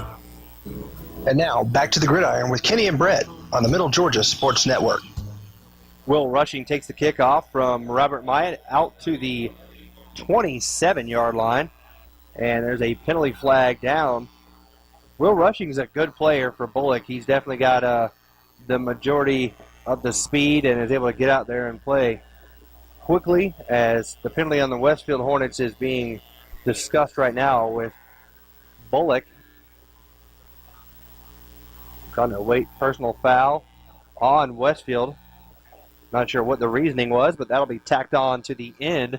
That's 15-yard penalty there for Westfield. That'll put it out to the 42. Yeah, and like you said, Will Rushing, I tell you what, he is pretty much all that Bulloch has as far as speed goes. Now, they got some backs that can run up the middle. They just hadn't had very much room up the middle to run. That defensive line for Westfield has done an excellent job of neutralizing the offensive line and really no running room. So they're going to have to try to get Will Rushing on the outside. So the handoff is fake. Now with a little option. And they drew him in. A good job. Howell now makes a man miss, and he'll be brought down at the 50-yard line after a gain of 7. Tackle made by John Allen Snellgrove. So Howell did a good job of making, I believe that was Tucker Moody miss, or Reagan Waller, excuse me, here on the near side, and picked up an extra few yards. So 8-yard gain. It's second down and 2. Yeah, making men miss, kind of sliding away from tackles, and a good 8-yard pickup on first down, second down and 2 at the 50-yard line with 3 minutes to go here in the half, down 35-0 to the Westfield Hornets. Hollis got a couple guys lined up, and he's going to pull it out of the gut of his fullback, and he's going to fall ahead. And it's the spot here on the near side, and he's going to be short by a yard as he gets down to the 49. So a good play right there. He just wasn't able to power up enough for the first down yardage, and he's going to be about a half-yard short. So it's third and half a yard with 2.5 minutes to go before halftime. Westfield leading by 5 touchdowns here, 35-0. It could be worse, honestly, but Westfield dropped a couple easy interceptions. They've scored every time they've had the football, though. And they've scored a defensive touchdown. Absolutely. So, surprising to say that it could be worse. Quick handoff, pitch, no, and a good job of maintaining there by Howell. Howell breaks a couple tackles. He's still driving his feet, and he's down inside the 35 to 34. There is a flag, however, at the 34-yard line, and it's a hold on the offense. Wow. So that's going to negate the big play by Howell, who did an acrobatic move there to catch that pitch almost on his backside. Yeah, he almost lost possession of it, but like you said, he kind of pinned it against his hip, and they're going to call a hold from about the 44-yard line. So that's going to be a 10-yard penalty that backs Bulloch up to their own 46-yard line. So that's about net, 5 yards? Yeah, it was about a third and a yard, so now it's 3rd and 6. But either way, I got to imagine this is 2 downs to go, I would think, when you're down by 5 touchdowns. Not much to lose in a non-region game. And only a minute and 45 seconds left to go. The interesting thing about Bulloch is they only have 4 region games. Westfield has 5, so, an opportunity if they beat one team to be in the playoffs.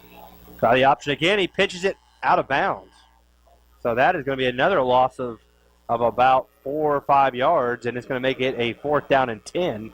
And I'm not sure if that pitch was tipped or it was just bad. I think it was just bad. I mean, he threw that one like a laser, and it was high. And I'm not sure who to give that to, but I'm going to give it to the quarterback on bad pitch, I would think. It's got to be. I don't even think any of his offensive mates touched the football. As they're going to bring on the punt team now after the 5-yard loss. Mates, maybe not blokes or lads. Whatever, mate. I'm channeling my inner Deerfield Windsor Twitter guy. From Norwich City. Norwich City. Why don't we go ahead and stay here as Westfield teaches on. Leading 35-0, minute 31 to go here before the half. 4th down and 10 for Bulloch. They're going to punt. And Westfield looking improved to 4-1. As Westfield only has 5 home games this year. They play here in a couple weeks. Next week, I believe we're on the road, if I'm not mistaken. Yep, to Westminster in Augusta, the Wildcats. That'll be a region ball game. All right, let's check that out. Let's take a look at the schedule. You can always go to midgasports.net and check out all the latest stats, schedule, the roster, how everything shakes up. And Westfield, next week we'll go to Westminster, and that is in Augusta, and then they'll come home in 2 weeks, play Gatewood before going on the road against 2 tough teams in John Millage and Flint River before closing up the regular season schedule here at home against Augusta Prep. So only 2 more times to see the Hornets here in the Hornets' Nest in the regular season. They do like they're supposed to. I'd imagine they'd be here home in the playoffs. And they're going to fake the punt as Will Rushing is going to come around here to the near side, and he's not going to get it as he's brought down by number 43, Matthew Moore, who looked like he was a little injured there, holding his right knee, but he's up on his feet now. He'll go off the field, and athletic trainer Brittany Thomas will try to make her way over there to check him out. I think he scared himself, if anything. He kind of might have got a helmet to the knee. You got to think that Westfield's probably going to look to run this clock out. Typically, Coach Jones doesn't like to run the score up on anybody with 1:22 left to go. They'll hand the ball off to Tanner. Tanner puts his foot in the ground, cuts back, but a good tackle that time for Bulloch, and Dylan Stuckey making the stop. Yeah, Tanner was about a shoelace away from going the distance on that one. Very reminiscent of the play he scored on a couple of weeks ago at Deerfield Windsor with a minute to go, 2nd down and 8 for the Westfield Hornets. 35-0 is the score. Westfield on top of the Bulloch Academy Gators, and the ball at the Bulloch 47-yard line. Got to remember that Trinity game, though. They took the foot off the gas, kind of hurt it the following week. Handoff right up the gut to Cam Forrester. Cam still on his feet. Gets down to the 25, and the clock will stop there after the first down gain of about 23 yards. Yeah, great job right there. And on my stat sheet, I don't have a column for Cam, so him and Reagan are having to share some space. So collectively, they have it looks like 57 yards in the first. Well, excuse me, I'm sorry. They have 42 yards. Well, that's all Cam. Yep. Well, no, yeah, because Reagan had the negative 15 yards on the bad snap. There you go. They'll fake the handoff and give it over to Tanner this time, as Tanner will be brought down inside the 25 at about the 23. Is 17 seconds left on the clock. And showing some class there. Coach Jones, no need to run it up here.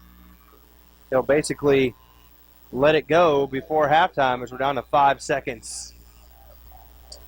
So, Coach Jones taking the accelerator down a little bit as Westfield will take in to the locker room a lead of 35-0 over the Bulloch Academy Gators.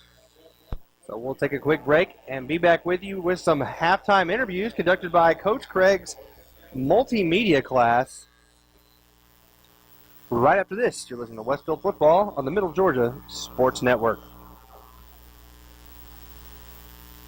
Go free ×3 this summer with ComSouth. Upgrade to any gold or higher value package and get the first month free, get free activation, and ComSouth will make the installation free too. Plus, as an added bonus, upgrade to high def and receive HD TV, you guessed it, free for 3 months. That's a whole lot of free for great telephone, wireless, state-of-the-art cable TV, and high-speed digital internet. Visit ComSouth.net for more details or stop by any of our convenient locations in Cochran, Hawkinsville, Perry, and Fort Valley.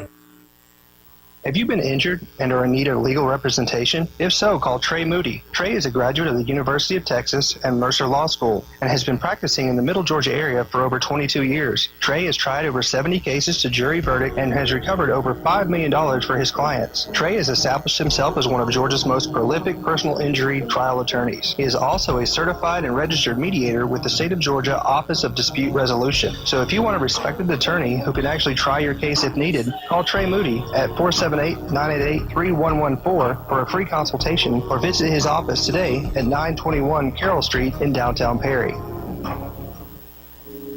In this moment, it doesn't matter if you save money in 15 minutes or if your neighbor has the same insurance that you do. What matters right now is the quality of an independent insurance agent and the company that stands behind them. Auto Owners Insurance. Call Larry Walker, your local auto owner's agent, and let his team of professionals tailor an insurance program right for you and your budget.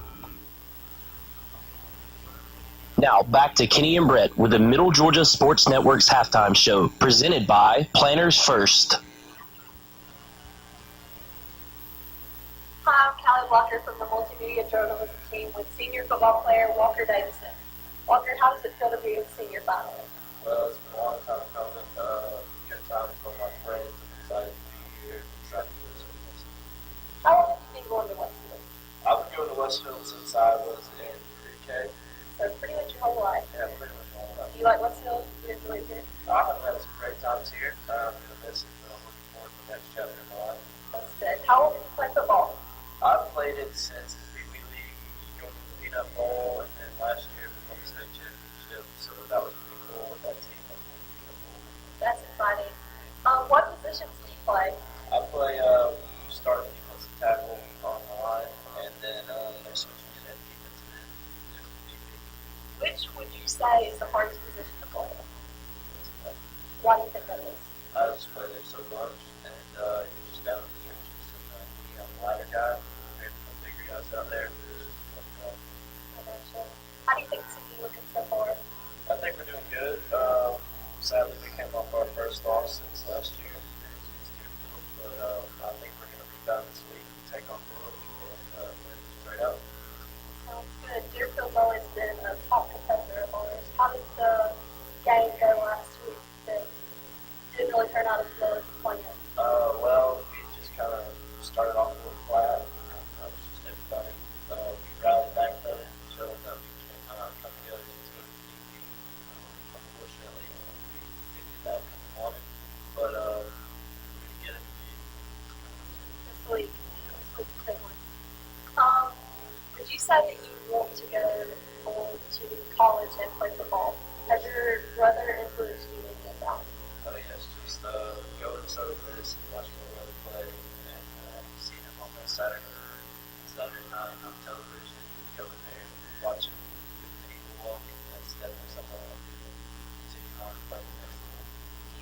idea where you want to attend college?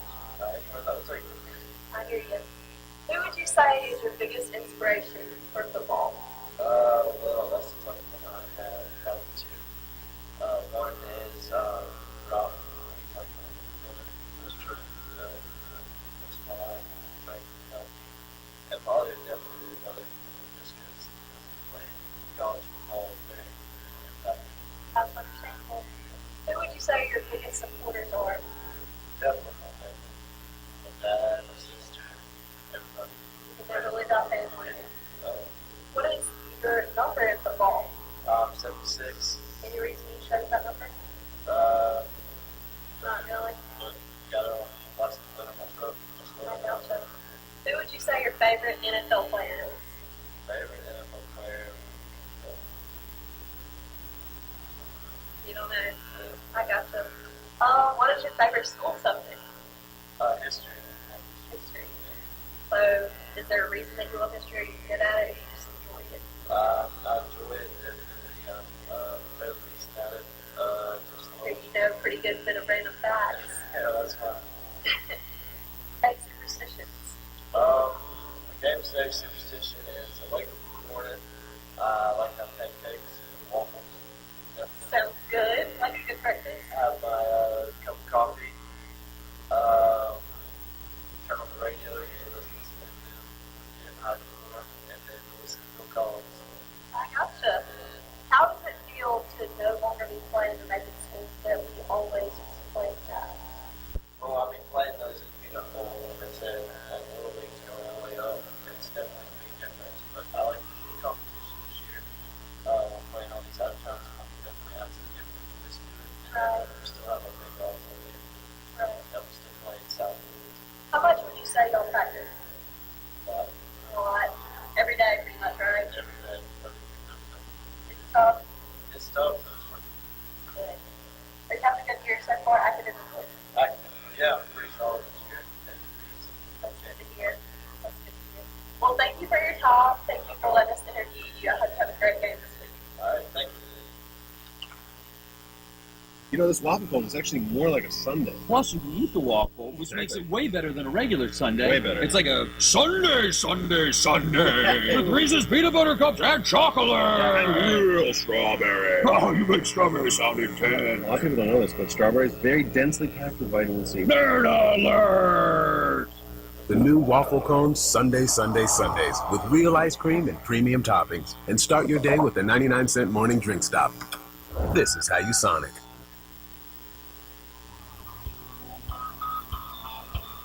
Well, the news is out. Brandon Outfitters has taken Central Georgia by storm as one of the Mid-State's premier outfitters. Located just off I-75 in Perry, Georgia, Brandon has all of the latest gear for any hunting season or just for a nice night out on the town. They still have all of your favorite brands such as Southern Tide, Mountain Khakis, Southern March, Patagonia, Costa, Orvis, and as always, a huge selection of firearms. Brandon also now features new brands such as Sims, Ray-Ban, Kavu, Chaco, Yeti, and much more. Come check them out at 106 Fairview Drive in Perry. They're sure to make your visit one to remember.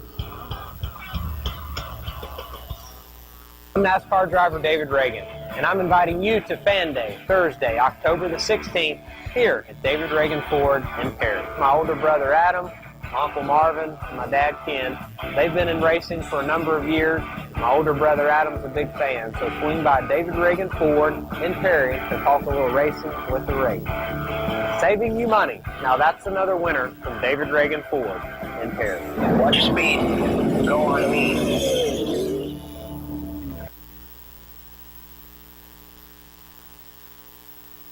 I'm NASCAR driver David Reagan, and I'm inviting you to Fan Day, Thursday, October the 16th, here at David Reagan Ford in Perry. Watch your speed. Go on me.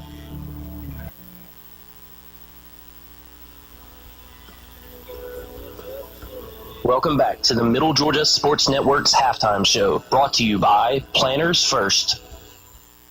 I'm Callie Walker from Westfield's multimedia journalism team with Kate McDaniel, senior cross-country runner. Kate, how's it feeling to be senior? It's really scary, but I really love it at the same time. I gotcha. How long have you been running? I've been running for only 2 years, but I've been at Westfield for 14 years. So, really like it. How do you do in your typical race? It depends on like how hot or how nervous I am for it. Usually if it's hot or something, I'll do too well because How hard? I get really hot. And then if it's cool, like 70s, I usually do pretty well. Gotcha. Is cross country your favorite sport? It's not my, I mean, I really love it, but my favorite sport is soccer. Gotcha. Running. Yeah. So basically, you like to run a lot. Yeah. Okay. How is the cross country team looking this year? We actually have some really great runners. A couple weeks ago, we actually won first place. We have really good runners. Who would you say your top runners are? Our top runners, they're like, I know Aaron Giles, really great, and Caitlin, Mosley, Whitley Young, Anna Davis. We have our team just has a bunch of great runners on it. That's awesome. That's awesome to hear. How do y'all's practices go? I guess it depends. Run us through a typical day of practice. Well, usually we get there, we have a little meeting, maybe say a prayer before, and then run a couple laps, and just depends on what our coach's mood is that day. And then I remember some days if we're really good, we get to play like frisbee or something fun. So y'all have a fun coach. Right. Who's your coach? Wendy Bryan is our coach. Okay. You like her? Yeah, she's awesome. Really great. Yes. So the best weather to run in. Describe your ideal day. Okay, ideal day. Sun behind the clouds, but still out. Breeze, a little bit, get your little tailwind. Maybe 70. I gotcha. Sounds perfect. Yeah. What is your favorite course to run? Favorite course to run? Definitely not ours. I've heard it's all uphill. Yeah, it's really terrible. So I'm always on me. It's terrible. I think my favorite one, I don't know. You just like them all. I like them Except all. for Westfield. But then there's some parts in some of them that are like, oh gosh, I hate this part. I gotcha. But basically any of them that are shaded in the sun. Has it been hard to become a senior leader this year? It's easy for me and my team, but the players for the runners of my team is really supportive of us, so we really respect those. How's your senior year going so far in school? Making it really kind of stressful, but we're getting there. I'm excited. Anything changed this year that you like? Just like, I like being able to, do things nice. Yeah, that's always good. Seniority. Yeah. So I hear you're on homecoming court this year. I am pretty excited. Representing the senior class. How many years have you been at homecoming court? I just made it last year and this year. I gotcha. Who else is on the court with you? There's 3 awesome girls. It's Hannah Edwards, Caitlin Mosley, and my sister Jenny McDaniel. That's awesome that you and your sister made it. Yeah, I'm super pumped. So we get together and it's really fun. Well, I hope you have a great senior year. Thank you for your time. Spillers Orthodontics is where great smiles begin. Whether you are an adult or a teen, they can make you smile. Dr. Don Spillers uses state-of-the-art technology and proven orthodontic techniques to provide his patients with the quality care they deserve. He offers Invisalign, Invisalign Teen, clear, and metal braces. No referral is needed, so call 478-953-2700 to schedule your complimentary evaluation and see why your friends love visiting his office. Set your own banking hours with Planners First Online Banking. Planners First Online Banking allows you to connect and access your bank accounts 24/7. For those that are always on the go, you can check your balances, pay your bills, transfer funds anytime and anywhere you have internet access. Let Planners First Online Banking make your life a little easier. Planners First, a legacy of excellence since 1896. Member FDIC and equal housing lender. C.W. Williams is the premier home builder in Houston County, with established communities in Perry, Bon Air, Centerville, and Warner Robins. C.W. Williams Homes offers you a chance to build the customized home of your dreams. There are multiple floor plans available, ranging from a minimum of 1,000 square feet to over 3,000 square feet. Log on to cwwilliamshomes.com or give them a call at 478-922-2207 to check their list of plans, communities, and financing options today. C.W. Williams Homes. Let us build the home of your dreams. Welcome back to the Middle Georgia Sports Network's halftime show, brought to you by Planners First. Welcome back here to the Planners First halftime show, where Westfield leads 35-0 here at halftime. Westfield dominating in all statistics here at the half, as they've forced a couple turnovers, stopped a couple fourth down attempts by Deerfield by Bulloch Academy. And they lead here 35-0. A quick congratulations to Kate McDaniel, the 2014 homecoming queen. She wins here at halftime. So the McDaniel sisters had a 2/5 percentage chance here, and they came away with the win. So congratulations to Kate McDaniel. But back to the football game, Brett. Why don't we take a look at some of the halftime stats brought to you by ComSouth? Yeah, let's update the stats real quick. As Westfield has pretty much dominated things here tonight, as they have 254 total yards in the ball game, and they have 17 rushes for 171 yards, 4 TDs, 10.1 yards per carry average. Ryan's been 3 of 5 passing for 83 yards, 60% completion, 3 penalties for 25 yards. Like I said, 254 total yards. And Bulloch, conversely, 19 rushes for 45 yards, 2.37 yards per carry average. 4 of 11 passes for Mr. Olaf, and he has 38 yards passing, 2 interceptions, 36% completion percentage, 2 penalties for 18 yards for the Bulloch Academy Gators for 83 total yards. So Westfield has pretty much dominated things here tonight, and they look to do the same here in the second half. Yeah, Westfield looked like the team we thought they were, and they've dominated here in this first half. And I think for the second half, you're going to start seeing some of the younger guys get some playing time. You can see here on the sideline warming up. Matter of fact, right now is Logan Fink, who we saw in the Trinity game, get some action.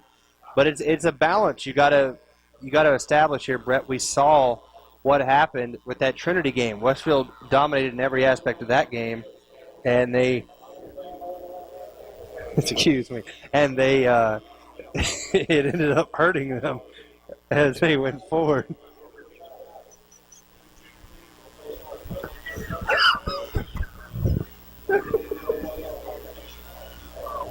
Excuse us. We're having a moment up here. It's been a long weekend, but nonetheless, like you said, you don't want to take your foot off the pedal too much. And I tell you what, you get the youngsters in there, and you want to do that as a coach, because they've been practicing hard all week. But it's tough, like you said, Kenny.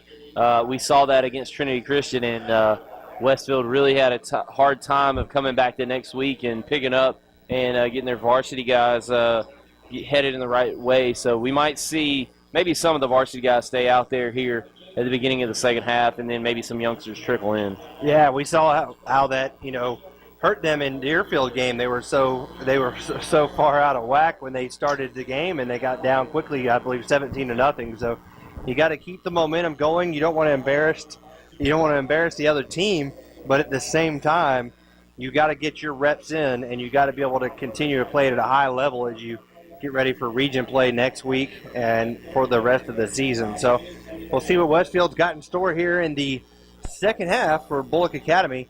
Why don't we go ahead and take a quick break, and we'll be right back with you. Listen to Westfield Football on the Middle Georgia Sports Network.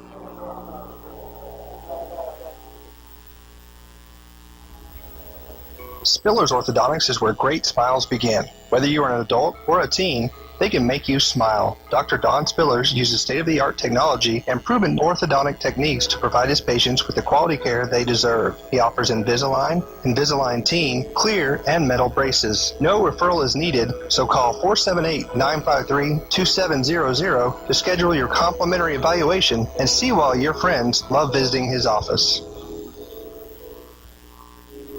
In this moment, it doesn't matter if you save money in 15 minutes, or if your neighbor has the same insurance that you do. What matters right now is the quality of an independent insurance agent and the company that stands behind you. Auto Owners Insurance. Call Larry Walker, your local auto owner's agent, and let his team of professionals tailor an insurance program right for you and your budget. Welcome back into the Hornets' Nest to the Football Friday Night Game of the Week on the Middle Georgia Sports Network. Welcome back into the Hornets' Nest. I'm Brett Taylor alongside me, Kenny Kofer, the voice of the Hornets. 35-0 here tonight. Westfield on top of the Bulloch Academy Gators at halftime. And I tell you what, Kenny, it has been very impressive for the Gators thus far. They've scored on every offensive possession, and they also have a defensive touchdown. And as you said, it could have been worse. Gavin Edmondson dropped what would have been a probably touchdown return on consecutive drives that would have gone for an interception return for a touchdown. As a nice shot right there, Tim, of the light. Really appreciate that.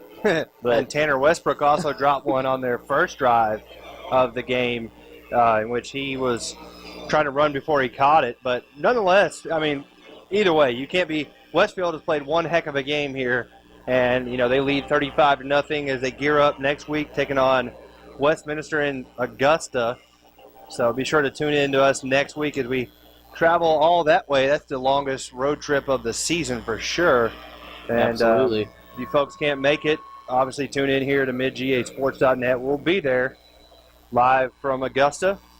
And cross our fingers, we've had pretty good luck as far as the service and coverage has gone with getting you the video feed back from away games. So hopefully that continues. You would think in a metropolis like Augusta we'd have pretty good coverage, but you never know. But we'll be bringing you the voice at least, and probably the video next week of the game as well. So should be interesting as Westfield heads into region play next week.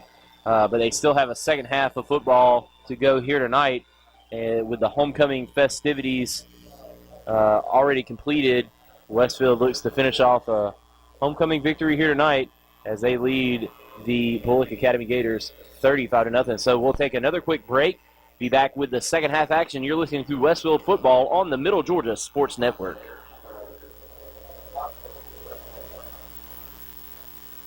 Man, these cheesy bread dogs are incredible. Real The good. cheese is baked right into the bun. You know, in this case, it really is what's on the outside that counts. Maybe that phrase, it's what's on the inside that counts, isn't Yeah, true. I mean, I've only been judging books by their covers. Really? I only read the cover. Oh, you don't read what's inside? No, I could read 2, 3 covers. Cover to cover. Cover and cover. Count on the cheesy goodness of the new Cheesy Bread Dogs. They're the perfect match for any of our 25 shakes. This is how you Sonic. Have you been injured and are in need of legal representation? If so, call Trey Moody. Trey is a graduate of the University of Texas and Mercer Law School and has been practicing in the Middle Georgia area for over 22 years. Trey has tried over 70 cases to jury verdict and has recovered over $5 million for his clients. Trey has established himself as one of Georgia's most prolific personal injury trial attorneys. He is also a certified and registered mediator with the State of Georgia Office of Dispute Resolution. So if you want a respected attorney who can actually try your case if needed, call Trey Moody at 478-988-3114 for a free consultation or visit his office today at 921 Carroll Street in downtown Perry. And now, back to the gridiron with Kenny and Brett on the Middle Georgia Sports Network. Welcome back here to Marvin Arrington Stadium, where we're almost set to start the second half, in which Westfield leads 35-0 over the Bulloch Academy Gators. Westfield will start with the ball here in the second half. Look at Wade Walker down there giving us some love, World War 24. Yeah. Doing his thing as he's leading the defense right now with 8 tackles on the game. Going along with Walker Davidson, second with 6. Ben Murphy and Matthew Moore, 4 apiece. And then you got 3 apiece for Tucker Moody and Gavin Edmondson, and interception apiece as well for those two, as well as a return touchdown. I'm standing up, man. Got to flex the legs. If you punch me in the arm again like that, I'm sending Wade Walker to get you. That is pretty intimidating, because Wade is a man on a mission. Yeah, absolutely. So I know Wade's Don't remember her name, so I apologize, but his girlfriend in Columbus, he said, listens. She's over there playing softball, I believe, at Columbus State. So shout out to her over there, listening to her boyfriend here playing well here tonight, as he always does each and every week for the Westfield Hornets. And they'll start the drive here. Didn't Wade, he's a guitarist. On the axe. Isn't that what they call a guitar? Yeah, but I don't think you play a acoustic the way you just did. You look like you were, Slash or something. Guitar Hero, man. I don't even know if people still play Guitar Hero. I don't know either. Who knows? So this will be the first time we get to see the kickoff here. The kickoff team is Tatum Bulloch will kick off, and he lines up like he's kicking a field goal. It's a short little angled kick. It will be taken at the 22-yard line by Tanner Westbrook. Tanner coming up the near sideline and coming from out of bounds. That was odd, was Will Rushing. Woody Hayes style. Yeah, he obviously got blocked out of bounds. You don't normally expect a tackle to come from your left side when you're running down a left sideline. But it is first down and 10 for Westfield at their own 41. Good field position. And Tanner's going to come out and lead the troops, it looks like.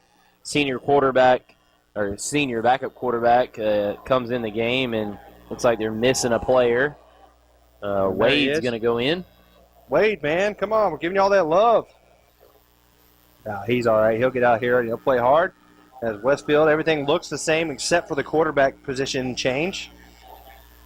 And they'll hand it off to Tucker. Tucker cuts up the middle. Got a big hole right up the gut, and he'll be brought down from behind by Lee Waters, but not before he gets a gain of 15 yards down to the Bulloch Academy 44-yard line. Yeah, excellent run right there. Westfield almost didn't get set on the play as the wide receiver was just getting set when Tucker went in motion, but a great play right there. Good blocking on the outside, and Westfield turns up another 16 yards for a first down inside the Bulloch Academy 45-yard line, and it's first down and 10. 10:43 left to go here in the third quarter. So Tanner under center. He puts Reagan Waller in motion, and he pitches it to Reagan. Reagan trying to get around the end, and he does, and he's got speed. And there he goes. Reagan Waller, touchdown. Hornets, 45-yard touchdown run, and Westfield leads 41-0 with 10:26 to go third quarter. Great job right there by Reagan Waller, and like you said, he's got speed, and he showed it right there. And Westfield just all on top of Bulloch Academy, 41-0 here in the second half. I'd be willing to bet that he's the fastest guy on the football team. Probably. He has got just breakaway speed, and when he gets a block and you see him getting that secondary, that gap just starts growing quickly. So 45-yard touchdown by Reagan Waller, and Westfield extends their lead, and on for the extra point. Griffin Elmore, it is up, and it is good. We'll stay here as Westfield leads 42-0 now with 10:26 to go in this third quarter. And what few fans traveled up from Statesboro are probably not enjoying the sights here tonight as much as they were down in Paulson Stadium last night. Yeah, no doubt about that. 42-0 your score, and it has been just a great performance for the Westfield Hornets tonight in all facets of the game. And we'll go back and look at the keys of the ball game again just to reiterate. They did everything. The first two, they bounced back quickly. They played fast from the start. They have had no turnovers here tonight, and they have not looked rusty in the least. And tonight was about coming out and kind of a gut check game. You knew you should beat this Bulloch Academy team, but you got to come out and do it, and they have accomplished that here tonight. And here's the kickoff from Robert Myatt, and he gets a boot into this one. It goes in and out of the back of the end zone for a touchback, and that will start this drive for Bulloch Academy at their own 20-yard line. Trailing 42-0 to the Westfield Hornets. Here, this non-region matchup. These two teams were part of the same region for the past couple years. Yeah. And so they know each other well. Bulloch Academy, as Brett and I mentioned a few times, was where we got our start doing radio back in college and covered the Bulloch Academy Gators when Clint Morgan, who's now head coach at Tapnell Square Academy, was the head coach and took them to the state semifinals. They were pretty good. Deep pass here to the near side, and in and out of the hands of number 20, Davis Childs. Back there on the coverage was Austin Burnett. I think they just went right through the hands of Childs. Yeah, Childs, he had it hit off his shoulder pad and just bounce to the turf. And right now Westfield has given up a few looks on the outside in the pass game, but I tell you what, they've dodged some bullets, but really Bulloch Academy has not been able to establish a run game, and that has really hurt things for the Gators here tonight. And Westfield continues to play stout defense with 8:56 and a running clock left to go here in the third quarter. It's all Hornets, and let's see if these youngsters can come out and play well as well.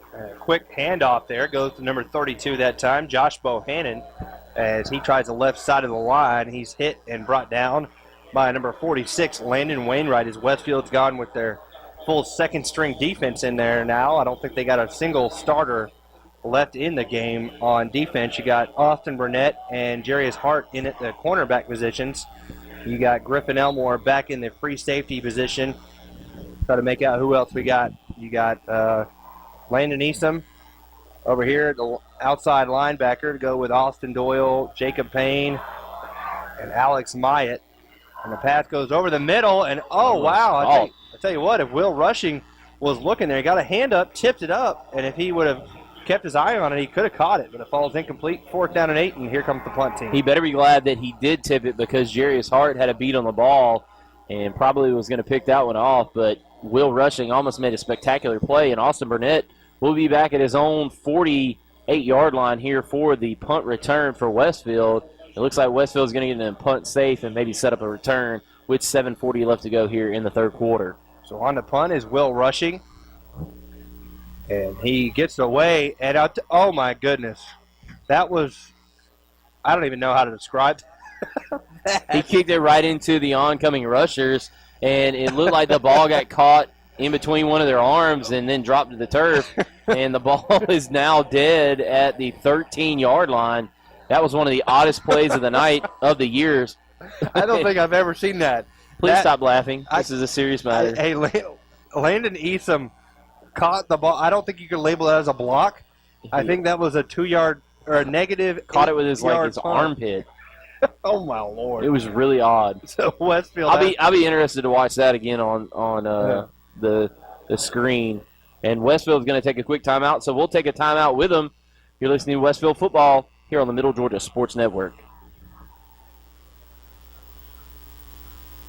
Man, these cheesy bread dogs are incredible. Real The good. cheese is baked right into the bun. You know, in this case, it really is what's on the outside that counts. Maybe that phrase, it's what's on the inside that counts, isn't Yeah, true. I mean, I've only been judging books by their covers. Really? I only read the cover. Oh, you don't read what's inside? No, I could read 2, 3 covers. Cover to cover.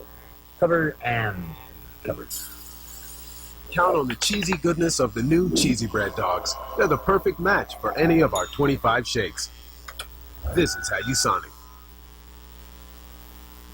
Have you been injured and are in need of legal representation? If so, call Trey Moody. Trey is a graduate of the University of Texas and Mercer Law School and has been practicing in the Middle Georgia area for over 22 years. Trey has tried over 70 cases to jury verdict and has recovered over $5 million for his clients. Trey has established himself as one of Georgia's most prolific personal injury trial attorneys. He is also a certified and registered mediator with the State of Georgia Office of Dispute Resolution. So if you want a respected attorney who can actually try your case if needed, call Trey Moody at 478-988-3114 for a free consultation or visit his office today at 921 Carroll Street in downtown Perry. And now, back to the gridiron with Kenny and Brett on the Middle Georgia Sports Network. Well, folks, we apologize there. The quick refs trying to move this game along, and we have no complaints about that. But you missed a 13-yard touchdown run by Aiden Murphy as he took it right up the gut and straight in for the touchdown, and Westfield now leads 48-0, as on for the extra point is Griffin Elmore. Snap, the hold, the kick. Up and good. 7 for 7 is Griffin Elmore, and Westfield now leads 49-0 with 6:34 to go here in this third quarter. We'll stay here. Yeah, we'll stay here, and we're trying to get the timing down on these commercials, I promise you, but that was just so quick. Yeah. But Westfield's run, I think, 3 plays offensively and scored 2 touchdowns here in the second half. Yeah. So, and to go along with one of the weirdest punt plays I've ever seen. Punted it to the guy going for the block, and he pretty much just grabbed it and fell. It was like a rugby style, but it didn't get the height, and then it went right to his armpit or something. Right, and he just caught it. So I don't know how, because I think the line of scrimmage was up around the 22-yard line or so, and he punted it from about the 13, and it was caught at like the 14. Yeah, it was really odd. So turns into a score for Westfield, though. And the Hornets lead 49-0. As on to kick it away will be, looks like a newbie out there. I believe that's number 11, Josh Kennebrew, getting to kick the ball off here for Westfield. And it's a low squib kick, taken at the 21-yard line by Andrew Howell. Howell right up the middle, big hole. Andrew Howell, he might go, and I think he will go. He's at the 15, 10, 5, touchdown. Gators, no flags, and Bulloch is on the board. That was easy.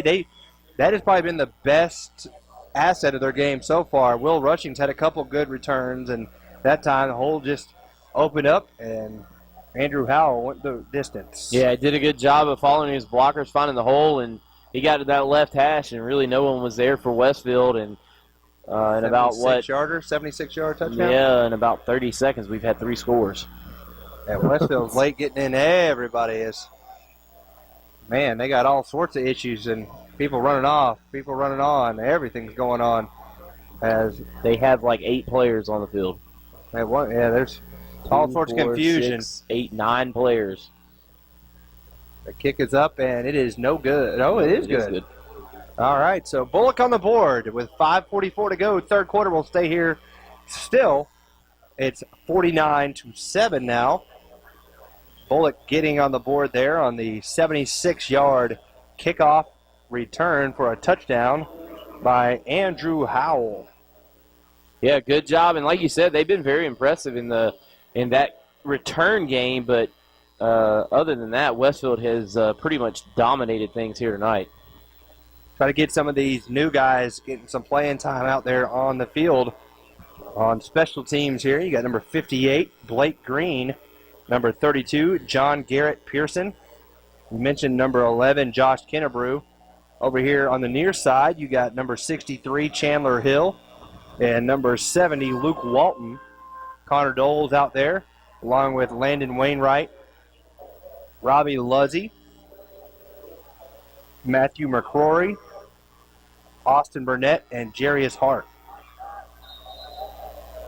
Again, the ankle kick by Tatum Blitch, taken by Austin Burnett.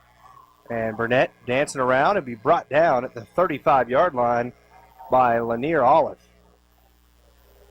Good moves right there by Austin Burnett. Shows a little bit of speed, and hopefully these youngsters can come in and keep producing and at least get some good experience and keep running that football. And don't want to run up the score, obviously, at 49-7 your score here tonight, but you got to give these guys the looks because they're going to be your future. And you got Logan Fink in there now with Aiden Murphy in at the fullback position. Griffin Elmore spread out here to the near side. Handoff goes to Reagan Waller. Reagan spins, and he'll be brought down after a 6-yard gain at the 41-yard line. Check it in. A couple new guys. Walter Kopix. And I'll tell you, Logan Fink's got some pretty good size. He's only a freshman. And I was watching him down on the field in pregame, and he actually throws a pretty good ball as well. He doesn't quite have the arm strength that Ryan Fitzpatrick has, but he throws a pretty good spiral on it, and maybe we might see some of that passing here tonight. The handoff comes here near side to Burnett. Burnett tripped up. It looked like he had a big hole there, but a good tackle by Lanier Olive, and it's only a 2-yard gain, so it's 3rd down and 3. And if you're a Georgia Southern student or had anything to do in Statesboro, that name Lanier Olive rings a bell.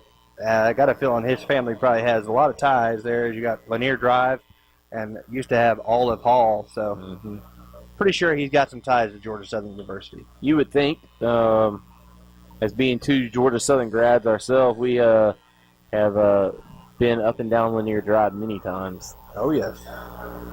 Quick handoff to Murphy. Murphy has got enough of the first as he drives out close to midfield. He'll have a gain of 6 yards out to the 49, 1st down and 10. for the Westfield Hornets. Clock is running continuously here, and it's down to 3.5 minutes to go in this third quarter. 9:08 here local time. I don't think you could, anybody in this stadium would complain about this thing moving at a rapid rate.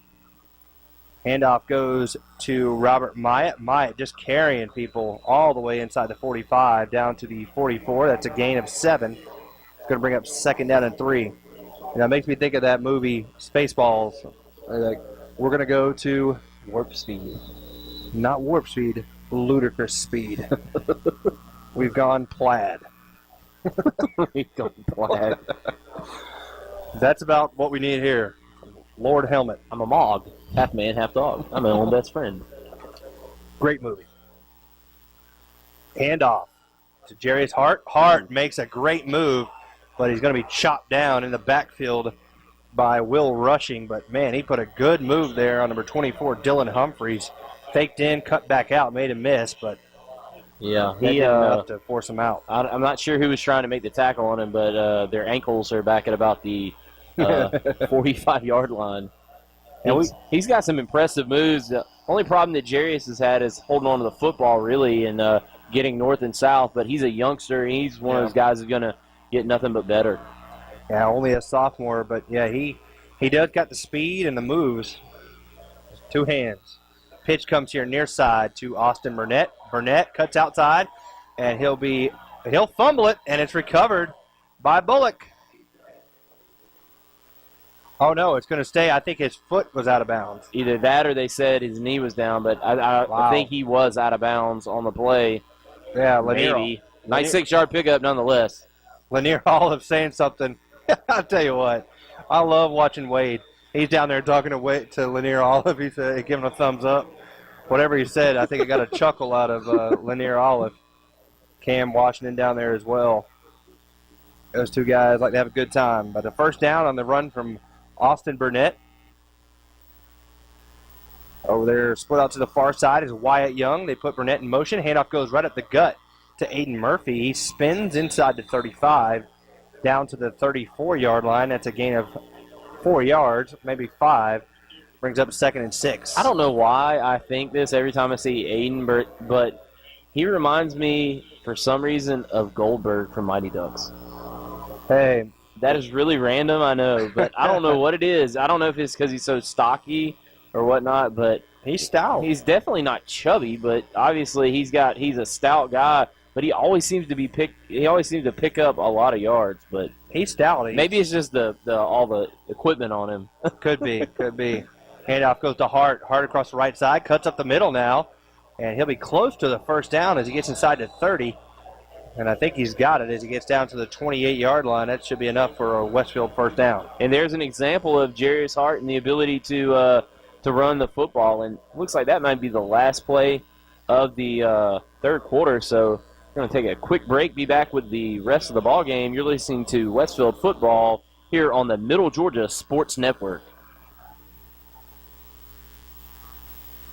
Go free ×3 this summer with ComSouth. Upgrade to any gold or higher value package and get the first month free, get free activation, and ComSouth will make the installation free too. Plus, as an added bonus, upgrade to high def and receive HD TV, you guessed it, free for 3 months. That's a whole lot of free for great telephone, wireless, state-of-the-art cable TV, and high-speed digital internet. Visit ComSouth.net for more details or stop by any of our convenient locations in Cochran, Hawkinsville, Perry, and Fort Valley.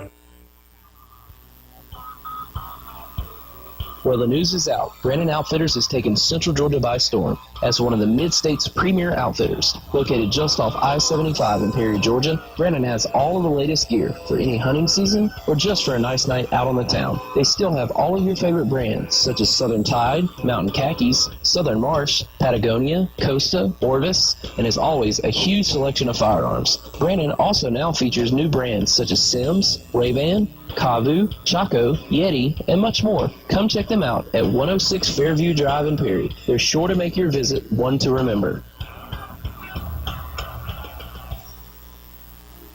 Welcome back into the Hornets' Nest to the Football Friday Night Game of the Week on the Middle Georgia Sports Network. First down carry goes to Aiden Murphy. He gets down to the 25. That's a short gain of 3 yards there. As Westfield cycling in new players left and right. Landon Wainwright coming in along with Walter Kopix. As Logan Fink relays the play in. Also now in there is Josh Kennebrew getting some action here at the wingback position along with Austin Burnett. Kopix is over here to the near side as Fink takes a snap, gives it off to Burnett. Big hole over the middle. Tries to cut to the left side and still on his feet. He'll be close to the first down inside the 20. Looks like he's going to be about a yard short.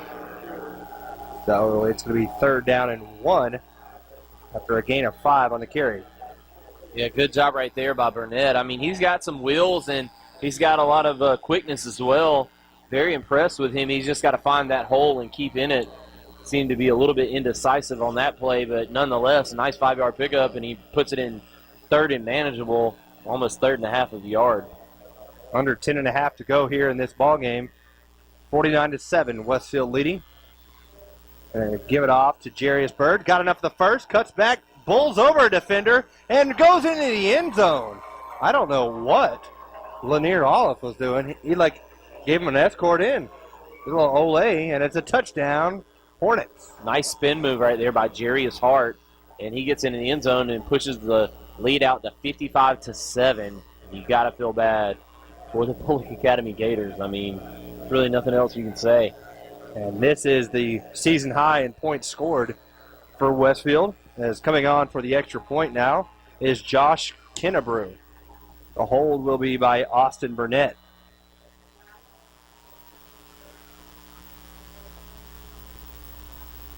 High snap, good hold, and the kick is blocked.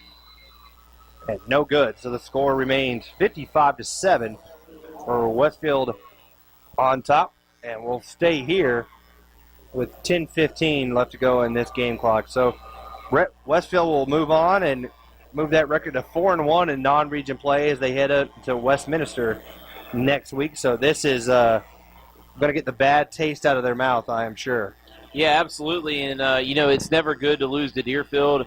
And Westfield doesn't accept really losing to anybody. And but nonetheless, this is a good way to bounce back and a good game to kind of get them right back on track and start a new winning streak. They went 15 games in a row without losing, and they are starting a new win streak here tonight. 55-7 is your score, and they hope that they can ride that through region play and on into the playoffs. Anything can happen in the playoffs, obviously, we know that, but Westfield has got to be one of the favorites. I know Deerfield forced a lot of bad plays and whatnot from the Westfield Hornets, but Westfield wasn't Westfield in that game. They didn't come out and play their normal A game.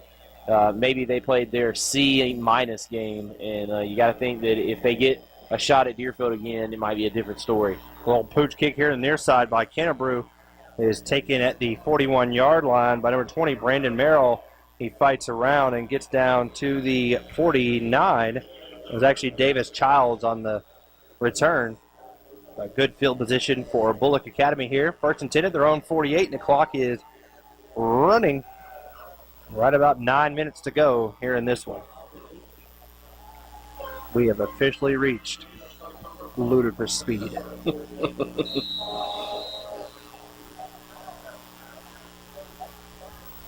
Olive will stay in there at quarterback. That's the one thing you notice about this Bulloch team. They just don't have the numbers that Westfield has, and then they've also had the injury bug. So you couple that with already a short team, and makes it tough for these guys, especially when they get worn down and get tired. Pitch comes here near side to Will Rushing. Rushing spins inside Westfield territory, and he'll be stopped at about the 45-yard line there by number 86 that time, Connor Doles, along with Austin Doyle.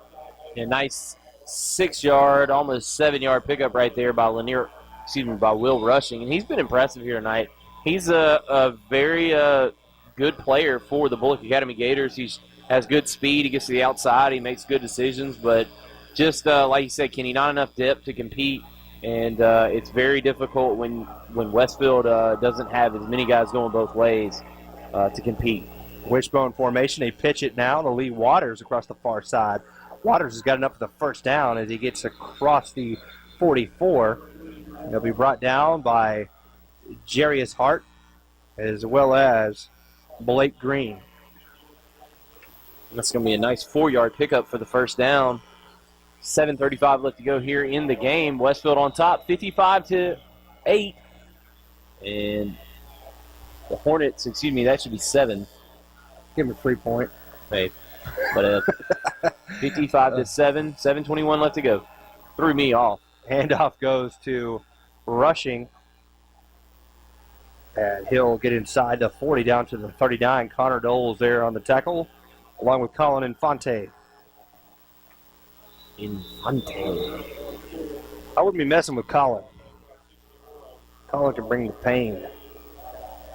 I think he was mixing it up at the end of one game. Wasn't it down there in Trinity or Deerfield? One of the two. I don't know.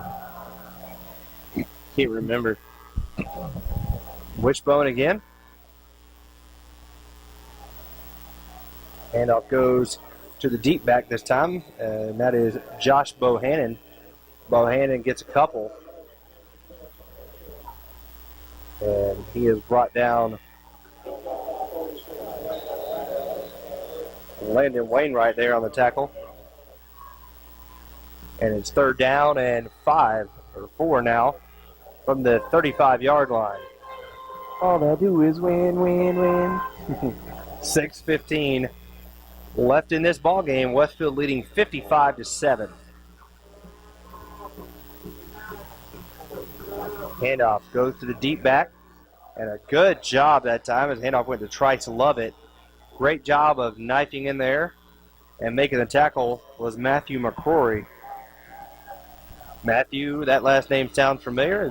I'm sure his brother Drew is listening, if not here. So it's a 4th down and 2 now at the Westfield 33-yard line. On the far hash, moving right to left. And they'll give it off to the fullback. He's got enough at the first to get shoved ahead by his own teammate. And that was number 18, Brandon Merrill.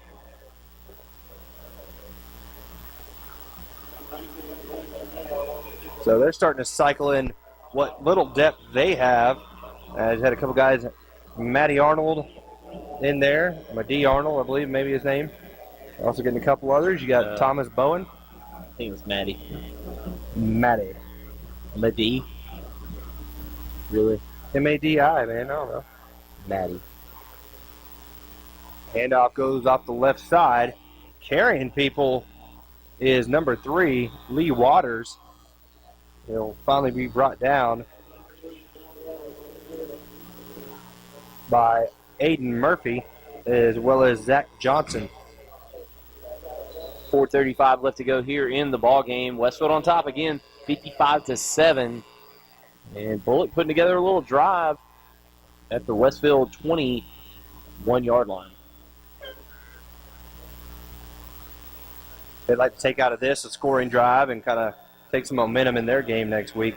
Handoff goes off the right guard. That is Henry Blitch. And the tackle made there by Blake Green.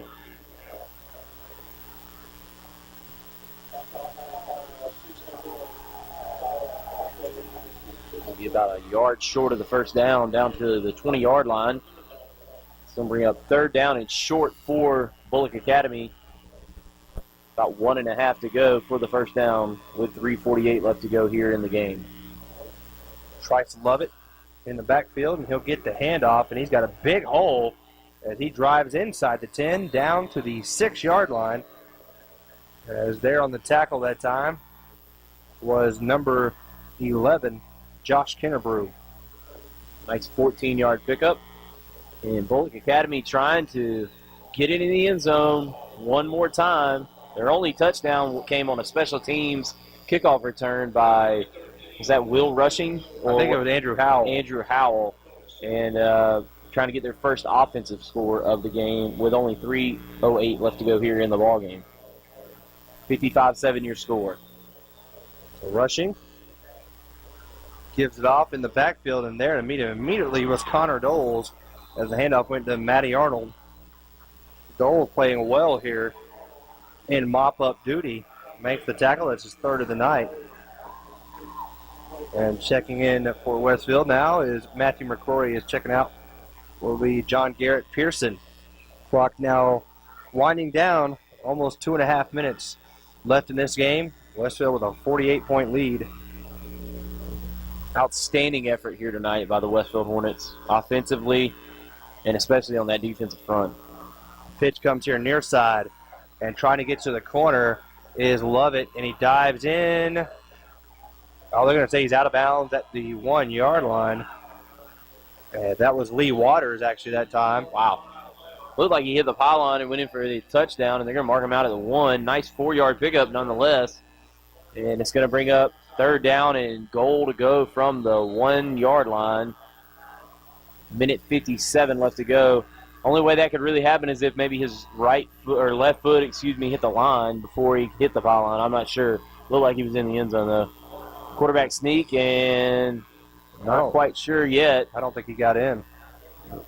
Looks like he might be short of the end zone, and he is. Yep, so they'll stay there as clock winds. 90 seconds left in this one. Second down and goal, or fourth down and goal, at the millimeter line. I mean, it's right there. Westfield trying to pitch the defensive shutout. As we mentioned, the only touchdown they had was on a kickoff return. So fourth and goal, 1:05 left in this one. The pitch is to the deep back, and he's going to hop in the end zone for a touchdown. That's Lee Waters. So they get on the board here with 1 minute left on the clock for the first time offensively, and it's now 55-13. Westfield on top. Don't forget to tune in after the game to the Bill and Laura Amos post-game show, as we will award our big hit of the game, play of the game, offensive player of the game, defensive player of the game, and special teams player of the game as well. So we'll stay here for the last 60 seconds. But we've got some nominees for the play of the game. Just off the top of my head, I'm thinking Josh Jenkins' 28-yard touchdown run in the first quarter in which he danced all around, and Gavin Edmondson's 43-yard interception touchdown return has got to be the leader in the clubhouse, though, I would think.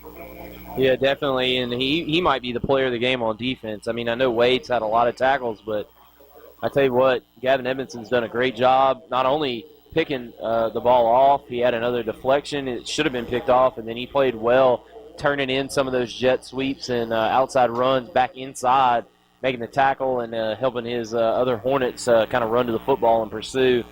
And that defensive line, what can you say? They pretty much held this Bulloch Academy Gator offense in check. Yeah, some guys on the offensive side, I guess you got to look at the leading rusher for Westfield, I would say, is Josh Jenkins. Got to be Josh Jenkins. Had a couple of touchdown runs. Only 3 rushes for 62 yards.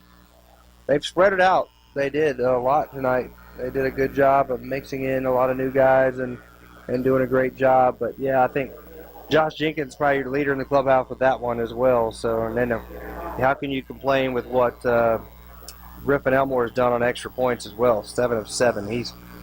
He is a completely different kicker this year compared to last year. He's got a lot of confidence.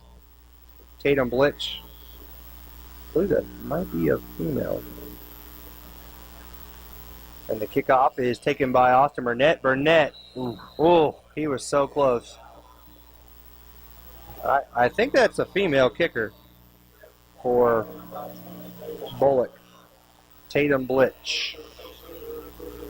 Good kick, though, and it is now going to be 1st and 10 for Westfield at their own 32-yard line. Clock is running under 35 seconds now. This might be the last play of the game, so make it a good one, boys.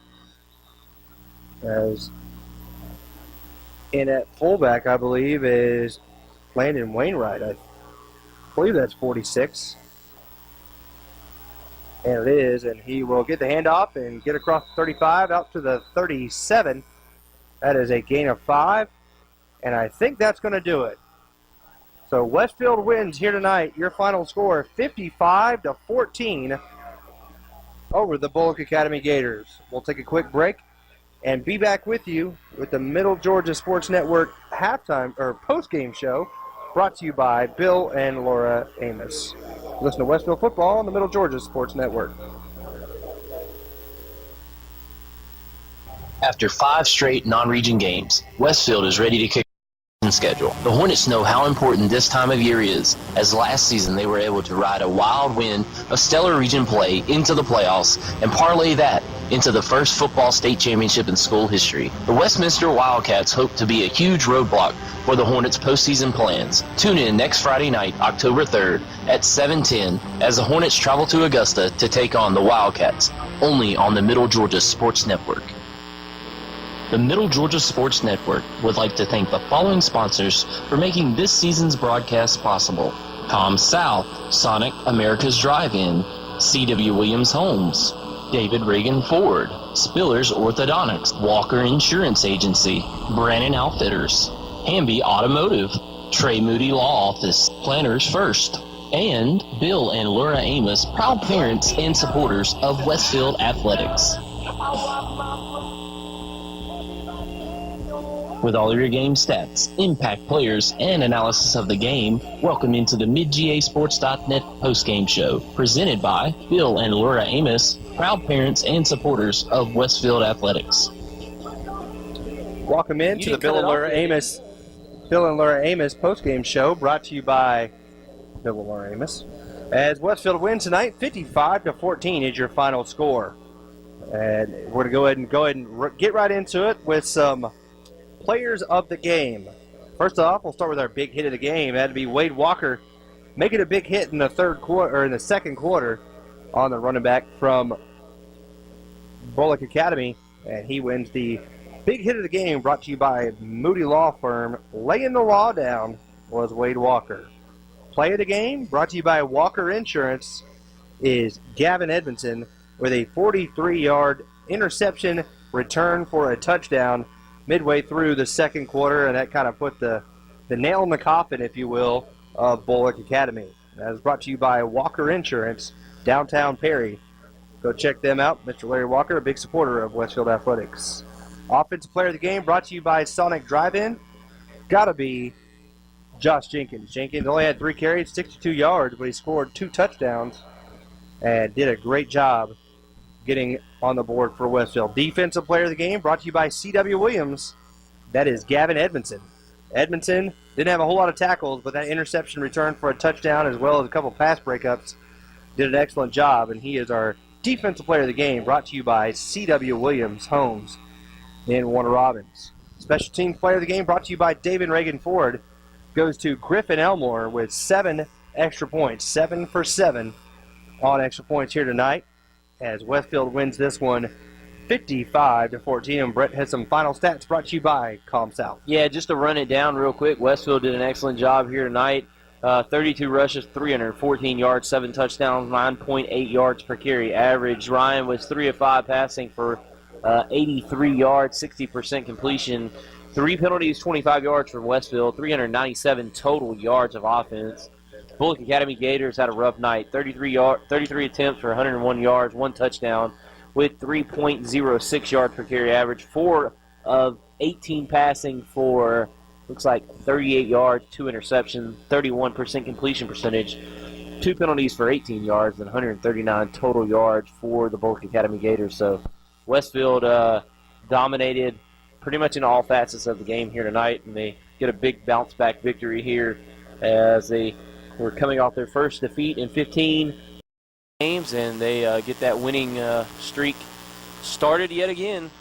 So Westfield is a victor here tonight, 55-14 over the Bulloch Academy Gators. And as Kenny said earlier, we will be up in Augusta next weekend, Friday night, starting at 7:10 with the Brannon Outfitters pregame show, as Westfield will be traveling up to Augusta and taking on the Wildcats of Westminster in Augusta, Georgia, and it'll be the first region game for the Westfield Hornets.